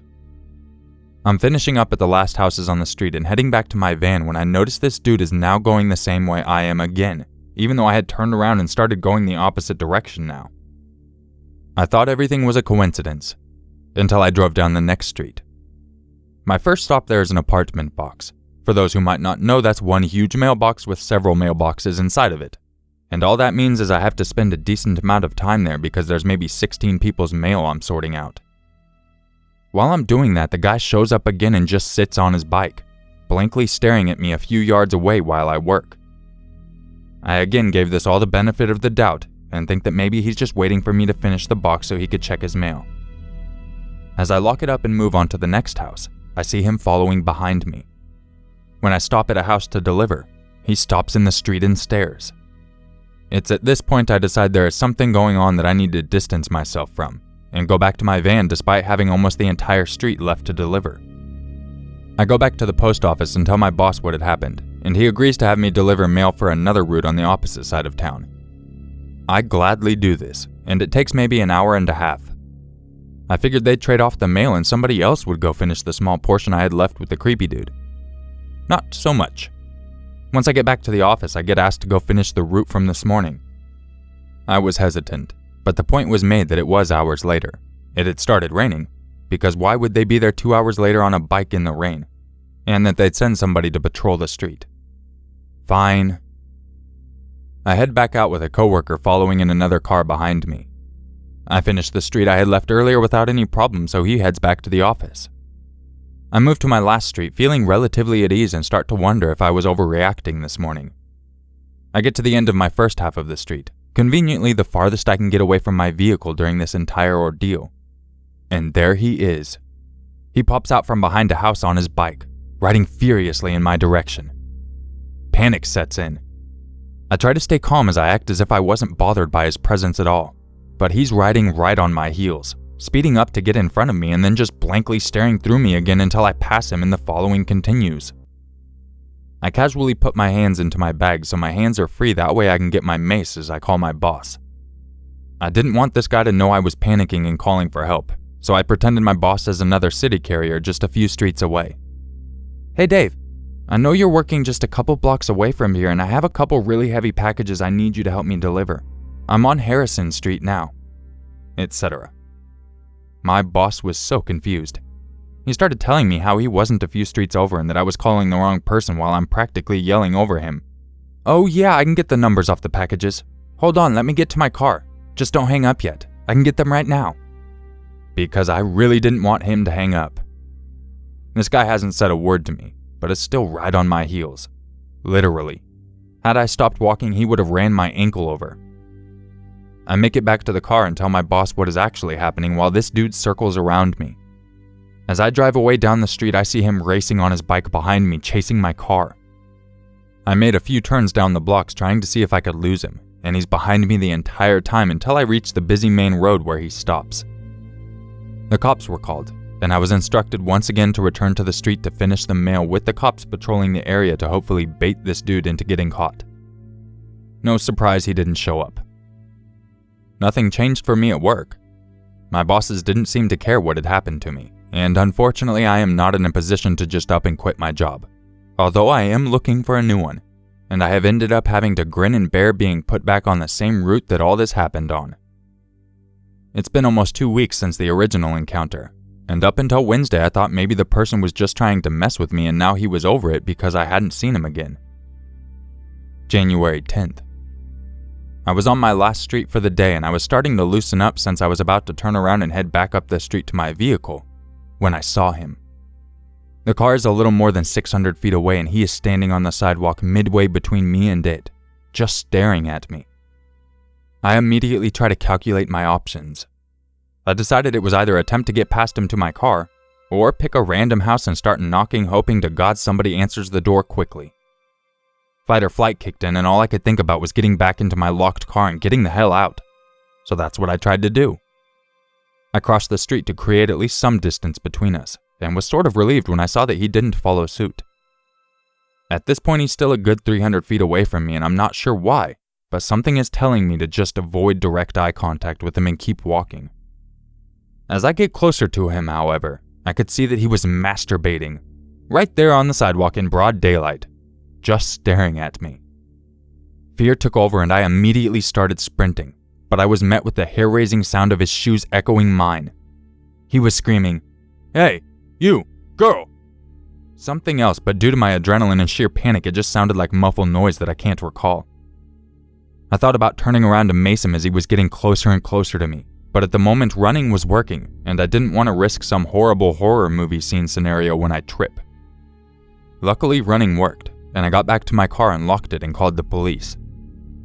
I don't know why I didn't move the car immediately.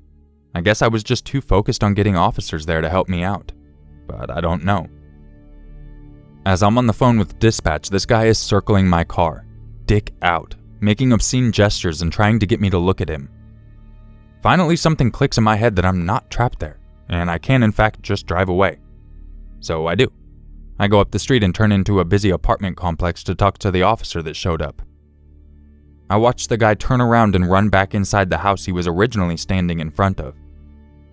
So for those of us wondering how the hell he found me the second time in my last story, he lives right there on that street. Cops followed up with me later that evening and informed me that they had made contact with the individual, and that they'll be getting a hold of me soon. But so far that's all I've heard. As far as my bosses are concerned, they aren't taking anything seriously since the guy didn't physically touch me and have scheduled me back on that same route next week. I'm looking for a new job, so hopefully this is the last update you'll hear about this. Fingers crossed.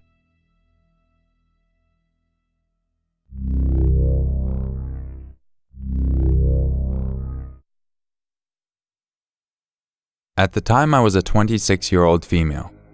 I'm still female, but now 32. I loved traveling around Australia camping in my van, usually by myself, and 99% of the time these were all amazing experiences.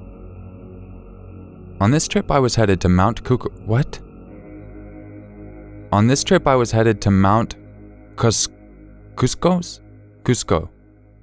Mount Kosciuszko. On this trip I was heading from Mount Kosciuszko in southern New South Wales, north towards the Blue Mountains. But I wanted to break up the drive for a night by camping in a state park, and maybe take a shot or two at some rabbits with a longbow.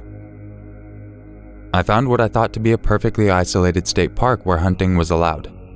And since it was midweek and the weather wasn't amazing, I figured I'd have the mountains mostly to myself. I'd not taken into account the quality of the back roads to access the campsite. They were very badly maintained rock and dirt tracks that my tiny Toyota van struggled with. It took me over an hour to travel the 30 kilometers to the campsite, swearing to myself often as I rattled over yet another patch of corrugated dirt with the rear end of my van spinning out behind me. I was feeling grim and tense when I finally pulled up into the site, but I relaxed pretty quickly as the site was empty of people and I could see rabbits hopping around 200 meters away in a meadow. As soon as I pulled up beside a designated fire pit, I strung up my bow and headed after them. The little guys had obviously already been hunted a few times before though, because I couldn't get close enough for a confident shot at them. I left the rabbits to go to their rabbit lives and headed back to the van where I started a fire, poured a glass of whiskey and lit a cigarette, enjoying being out here in solitude and knowing that the closest population of people was over an hour drive away. Now I loved being to myself in the bush, but I've got this weird intuition thing that lets me know when I've landed in a safe spot or not. A couple of times in the past I've driven into a potential site and after a while I get this pressure in my chest and stomach. When this happens I bail, no questions asked. After sitting around my fire for a while I did feel this pressure slightly, but after another whiskey I decided to ignore it. It was too late in the evening to tackle that road and I was probably over the legal limit after that second whiskey. Truth be told, I was probably over the limit after my first glass. So I sat there, drinking, smoking, and watching the sun go down. The sun disappeared quickly as I was in the bowl of a small valley with looming mountains all around me, and after watching the first stars appear, I decided to call it a night. I dropped 2 pairs of shoes outside my van door. One was a small pair of sandals and the other was my massive hiking boots. I always do this when camping alone because I hope any creepers might think there's a man in the van and leave me alone. I fell asleep quickly but was woken at 12 a.m. by a gunshot. It sounded like it was on the other side of the mountain range to my left and I largely ignored it, figuring that hunters were after deer or wild pig. I fell back asleep again pretty quickly, but did not sleep as deeply as before. I was woken again by a much louder gunshot about an hour later. This shot had definitely been fired somewhere inside my little bowl in the bush, and it was a very large caliber rifle. The echo was huge in this confined valley. I began to feel nervous. What if they were taking shots and my van happened to be in the way if they missed their target? I peeked through my curtains and saw my fire still had a few glowing embers. I hoped that the hunters might see it and know not to shoot in my direction. I had no idea shit was about to get a hell of a lot more intense. For the next hour or so, I drifted in and out of sleep, snapping awake and aware at the smallest noise. On one of these bouts of drifting out of consciousness, I heard a sound that had me sitting straight up in my bed. I hit my head on the roof of the van pretty hard, but I didn't even notice as I was concentrating on the noise that woke me. Tires. Tires rolling and grinding on the rocky dirt track leading to my campsite. Now, I'm sure there could be a few reasonable explanations for a car taking this isolated dead-end road at 3 in the morning. I even tried to think of some. but I failed because I was too on edge, and just sat there in my bed straining my ears to the utmost trying to figure out what this car was doing. Suddenly my van was filled with a shockingly bright light as the mysterious car turned into the campsite and faced towards my van. I waited for the headlights to swing away, but they didn't. I couldn't see the car. My van had curtains at every window, and like fuck I was parting them to give whoever was out there a good look into the van and at me.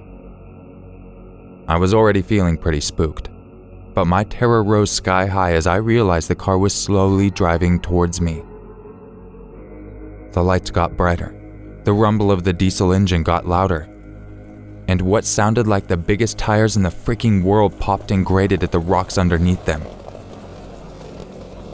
By this time I'm frozen in place, too terrified to move a muscle as this four-wheel drive beast of a car kept slowly moving forward until it was nose to nose with my tiny van. The headlights were so blinding even through my curtains that I had to turn back to face the other way, with my back towards the front of the van. Then I almost peed my pants. Whoever the asswipe was that was driving this car started revving his engine over and over, harder and longer each time. It was the most aggressive sound I have ever heard coming from a machine, and I honestly can't tell you how freaking scared I was.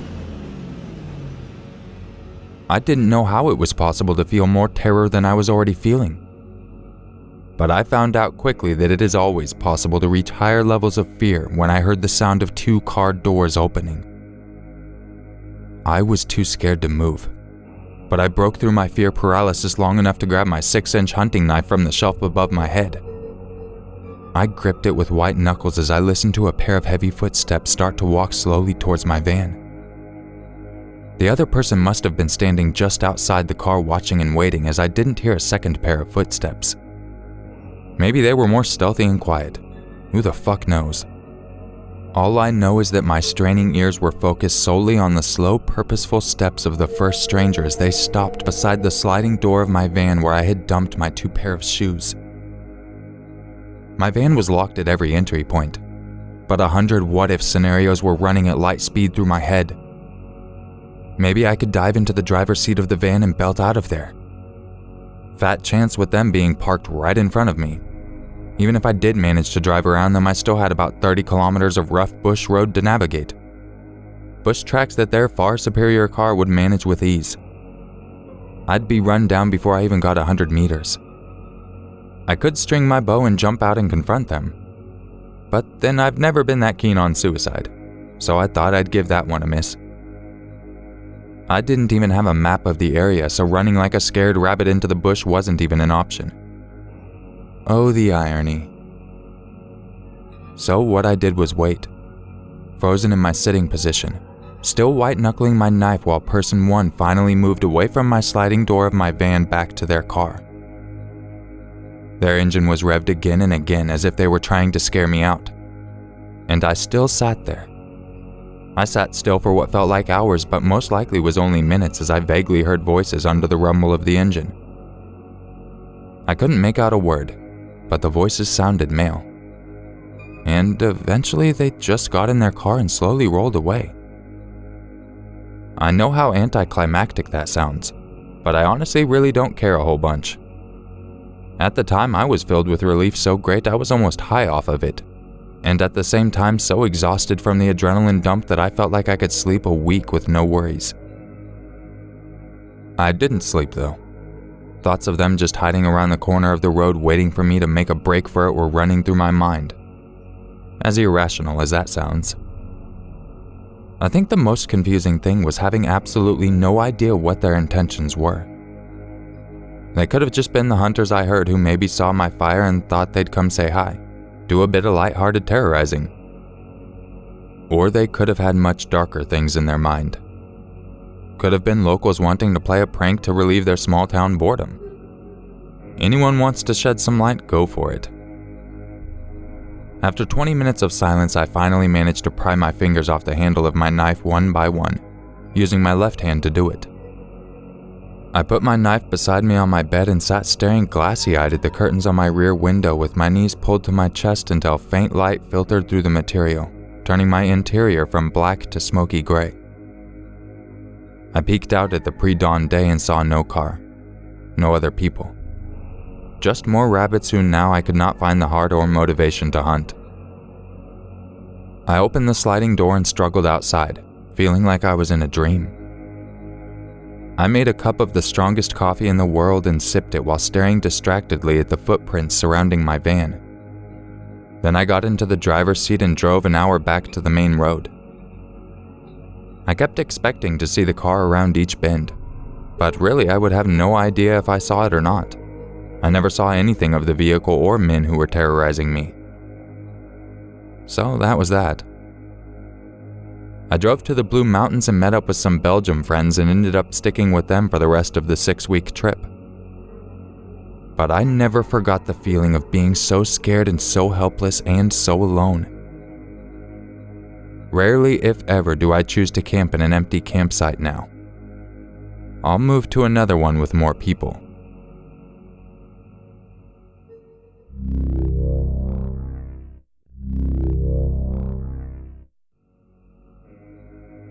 This story is from a friend of mine told to me almost 8 years ago.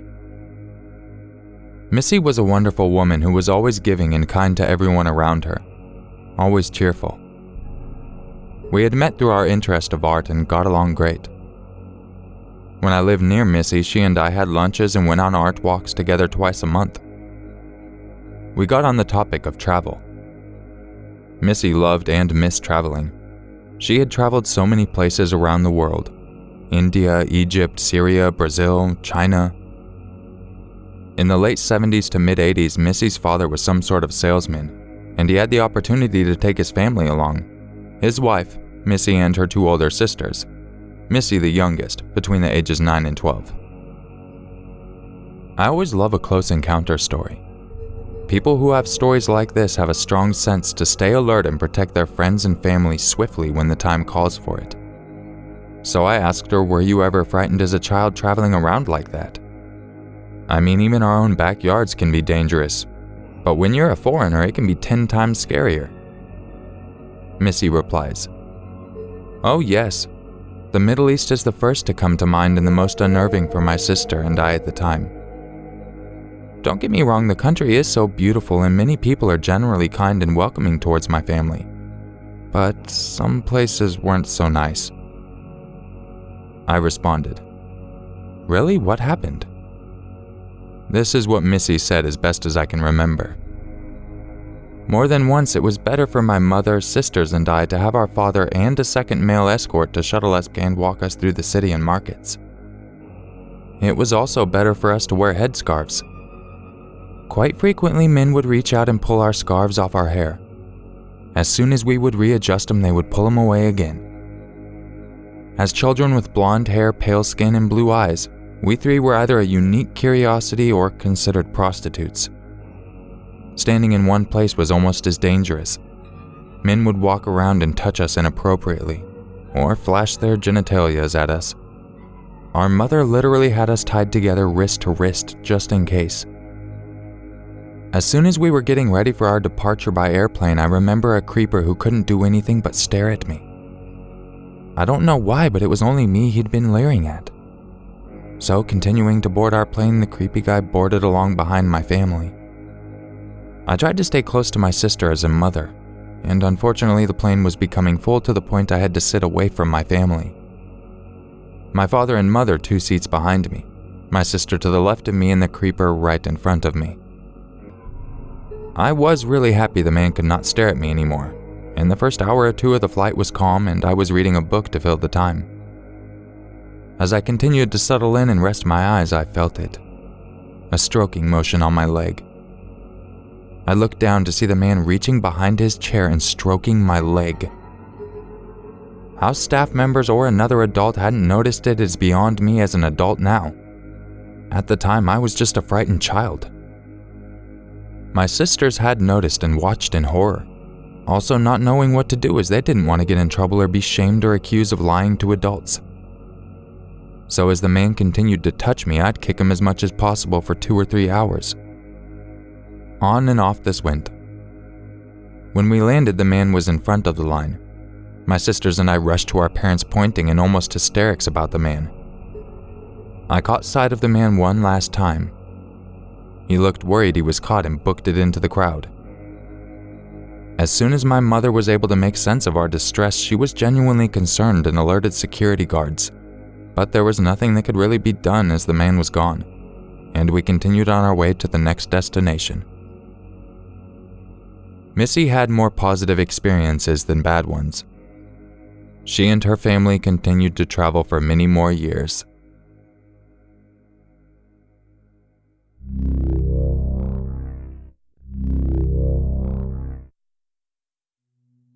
During my first and only semester of college, my very good friend Jake was dating this girl, Stacy, that we knew in high school.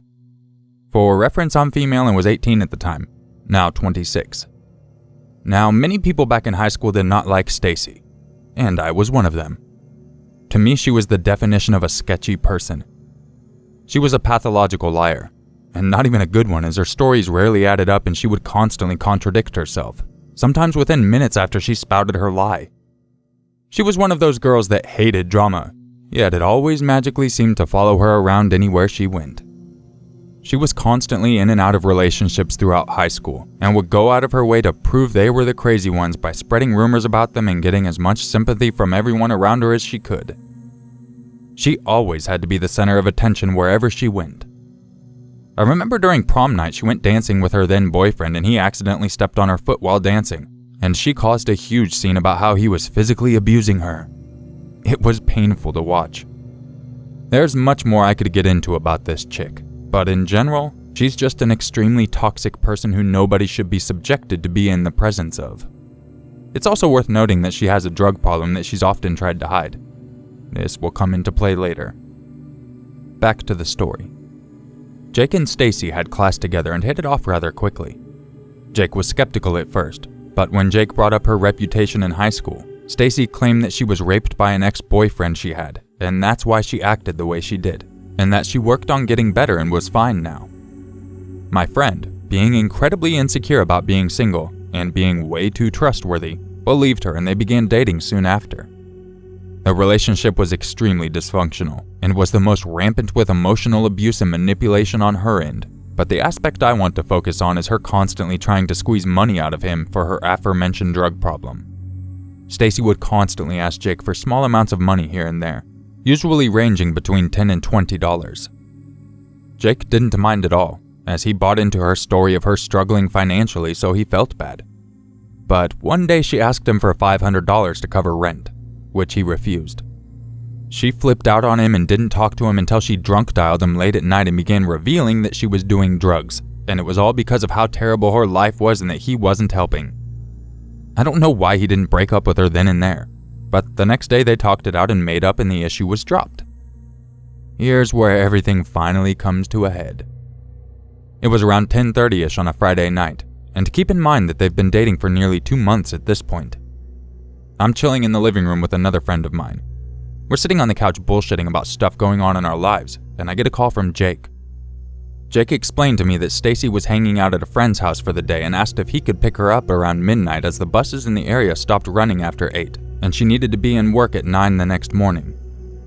He said sure, and as the time he headed to leave to pick her up drew closer, his mother called him saying she was working overtime and wouldn't be out until midnight, and she had the car. He asked if I could drive with him to go pick Stacy up. I'll admit I would have rather left her to her own devices, but he sounded desperate and he is an amazing friend who would do anything for me, so I did him a solid and told him to start walking over to my house. He gets to my house about 40 minutes later. My friend went back to her house. She lived across the street from me, and Jake and I get in my car. He texts her that he's leaving now and that I'm driving him, to which she replies the dreaded, "K." I drove an 04 Subaru Impreza WRX STI at the time for reference. We reached Stacy's friend's house, which was located on the outskirts of town in a pretty sketchy neighborhood. The road was poorly lit, and to my luck the streetlight in front of Stacy's house was off. I refused to park in front of there as I didn't feel comfortable sitting in the dark, so I parked 3 houses down between 2 cars under a functional streetlight. Jake texts Stacy, "We're here." She doesn't respond. As we were waiting there, a truck drives by and I notice 4 men in the truck. I think it was an Oldsmobile, looking around for something. At first I figured maybe they were lost and looking for an address, but this thought was thrown out the window when not even 2 minutes later the truck drives by again, this time slower. The guy in the front passenger seat makes direct eye contact with me as the truck passes my car by. I tell Jake something is definitely wrong and to call Stacy so we can leave. He agrees and calls her, and it's dead quiet outside so I can hear the conversation. She answers and says, "Hey, where are you?" "We're down the block. Come outside," Jake said. "I'm looking outside and I don't see your car," she answered back. "We're in Shakira's car. It's a gray Subaru," Jake said back, and almost immediately after he said that the phone call drops. Jake just looks at his phone in complete confusion, wondering what the hell is going on. I'm starting to get extremely nervous now, between both the truck that was circling around before and now Stacy's sketchy behavior. I decide that if something's up, I'm not just going to be a sitting duck and stay parked on the road if shit goes south. I pull out of the spot and drive up in front of the house, and as I'm pulling out I hear a vehicle loudly in the distance behind us, and I look in my rearview mirror to see the truck from before now turning quickly driving up the block. I freak out and floor it out of the spot and begin speeding down the block. The truck catches up with me and Jake yells at me to turn and that they're trying to shoot the car. To my horror, I look behind and the guy in the back seat is leaning out the window with a gun in his hand, aiming at the car. I quickly turn and floor it down the road as they struggle to mirror what I did. I made another left turn, narrowly missing an oncoming car, and slammed on the gas. Luckily, I'm halfway down the block by the time they turn onto it. I'm surprised I was driving as well as I was at the time. Jake said I looked extremely calm and determined during all of this, but internally I was freaking out. I was worried they were going to run me off the road or we were going to get a bullet shot through the back of our skulls. I made another left turn and drove like a bat out of hell towards the highway. The truck turned onto the block when I was about a block down, but stopped and turned down another block when I got close to the highway. I turn onto the highway and merge into the next lane.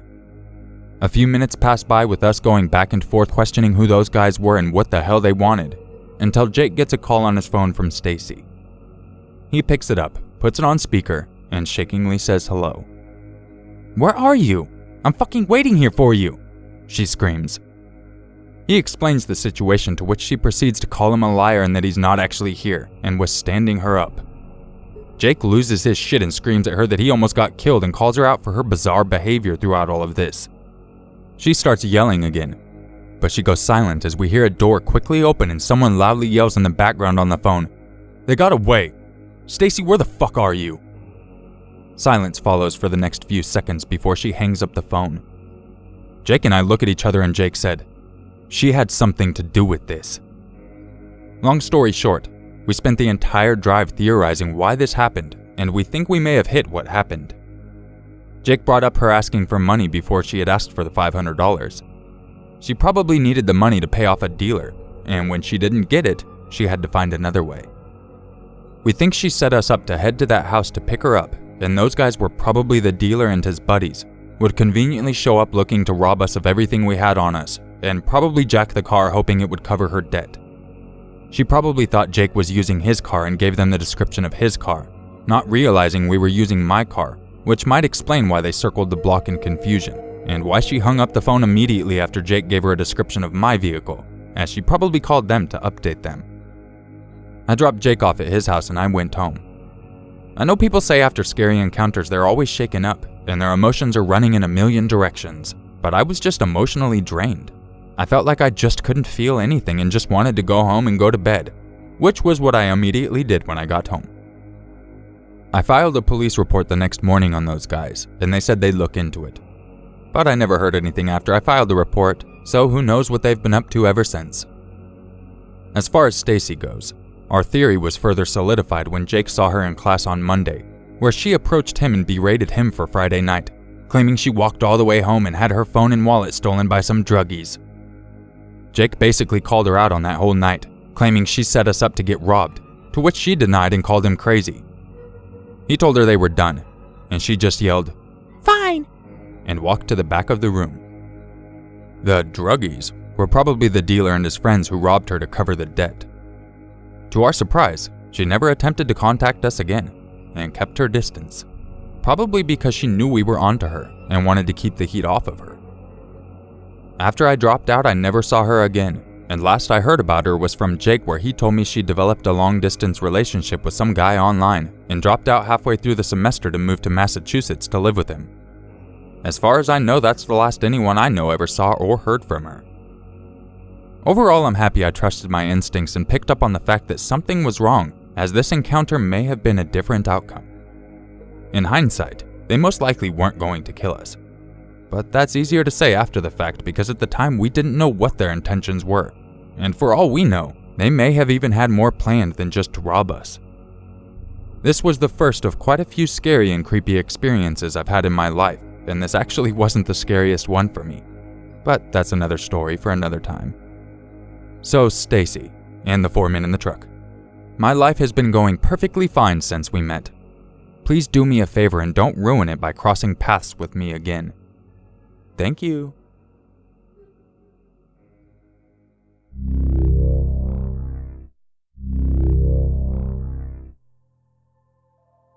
I'm a 27-year-old female, but this happened when I was 13. The summer of 2003, I went on a cross-country road trip to California from Indiana for a family reunion with my mom, grandma, and aunt. We went all over and hit all the touristy spots on the way. It was a lot of fun and a great experience, except for our first stop. For our first stop, we spent 5 days in Las Vegas, Nevada. The hotel we stayed at was an off-the-strip place called the Excalibur. The front wasn't facing a busy street, and besides being next to the Luxor, everywhere around it was dingy and barren. We park and get our luggage, and my mom thinks it would be a great idea for her 4'11", 90-pound string bean daughter to carry one of Grandma's suitcases, which happened to be the biggest one we all had, with it coming up to my shoulder and almost as wide as two of me. And oh yeah, no wheels. Since my pleas and complaints that the suitcase was too heavy for me to carry went ignored, and Grandma forbade me from dragging it, I had to lift the thing in front of me and waddle, making me very slow and fall in line behind the three of them. I firmly believe this is what made me a target in the first place. As we made for the door, I noticed a man sitting on a stone bench by the door holding a newspaper open in front of him, but not looking at it. Instead, he was looking right at me. He was tall and lanky with a scraggly unshaven face and greasy salt and pepper hair that was balding on the top.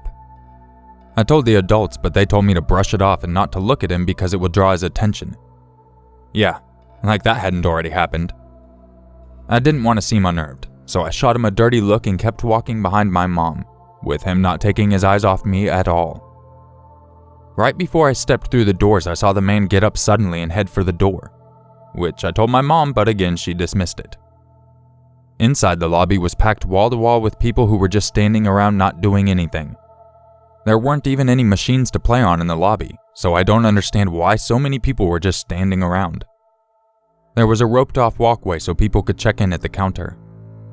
The walkway was about 2 feet wide and kinda meandered around and through the throng of people, making lots of unnecessary turns. It was also very loud because everyone was talking at once. I'm telling you all this so you can better picture what happened next. I had only gone down the walkway a few feet when I felt the presence of someone behind me. Like when someone's close to you but not touching, how you can kind of feel them there. Anyway, I turn my head slightly and I see the creep's face mere inches from mine. I pick up the pace whilst trying not to panic and do something stupid. I get right behind my mom and started calling to her, trying to get her attention. She must have been annoyed with me because she didn't even glance back. Not for a long time. She kept on walking and I had no choice but to trail after her as fast as I could. I couldn't drop the suitcase and run because there was no space and I would have to climb over it and could not afford to stop. I could see in my peripheral vision that the creep had his hand hovering around the side of my head, ready to muffle my screams, and I bet if I had looked down I would have seen his other hand hovering, waiting to grab me. I couldn't look around me though, or do anything that could potentially slow me down. I knew that the moment I stopped he would take me. All I could do was keep moving forward as fast as I could while yelling, "Mom! Mom! Mom!" at the top of my lungs. Like Stewie, but more urgent. Think about that for a minute. Being 13 years old and about to be grabbed by some pervert who probably wants you for his child's sex ring. Being literally surrounded by people with no one noticing even though he's being obvious. And worst of all, being right behind your own mother who won't even turn around because she thinks you're just whining. I know for a fact she was thinking that way because I confronted her about it later. The whole event took less than 5 minutes, but it was the longest and scariest 5 minutes of my life. Finally, when it felt like my strength was about to give out, as we were approaching the check-in counter, Mom decided to turn around. At first she looked down at me over her shoulder, looking ready to tell me to shut the hell up. Then a split second later she looks behind me and does a 180 and stares the guy down like she's gonna rip his throat out, which promptly causes him to do a 180 of his own and power walk his ass out of the building. After that, she yanked the suitcase out of my hands and shoved me forward, telling me I'm being too slow. Yeah, my mom was never the motherly type, to put it lightly. My mom reported the incident to the person at the counter, and the clerk said that they've had several complaints throughout the day about the same man. What the hell, LVPD? Anyway, we get to the room and all have a good cry about it, and Mom swears that she knew he was there the whole time and that she was only waiting for the right moment to confront him. Which I didn't buy at all, but was too shocked and emotional at the time to argue. Later, she admitted she thought I was complaining about having to carry the suitcase. The rest of the trip went great, but that event will always haunt me.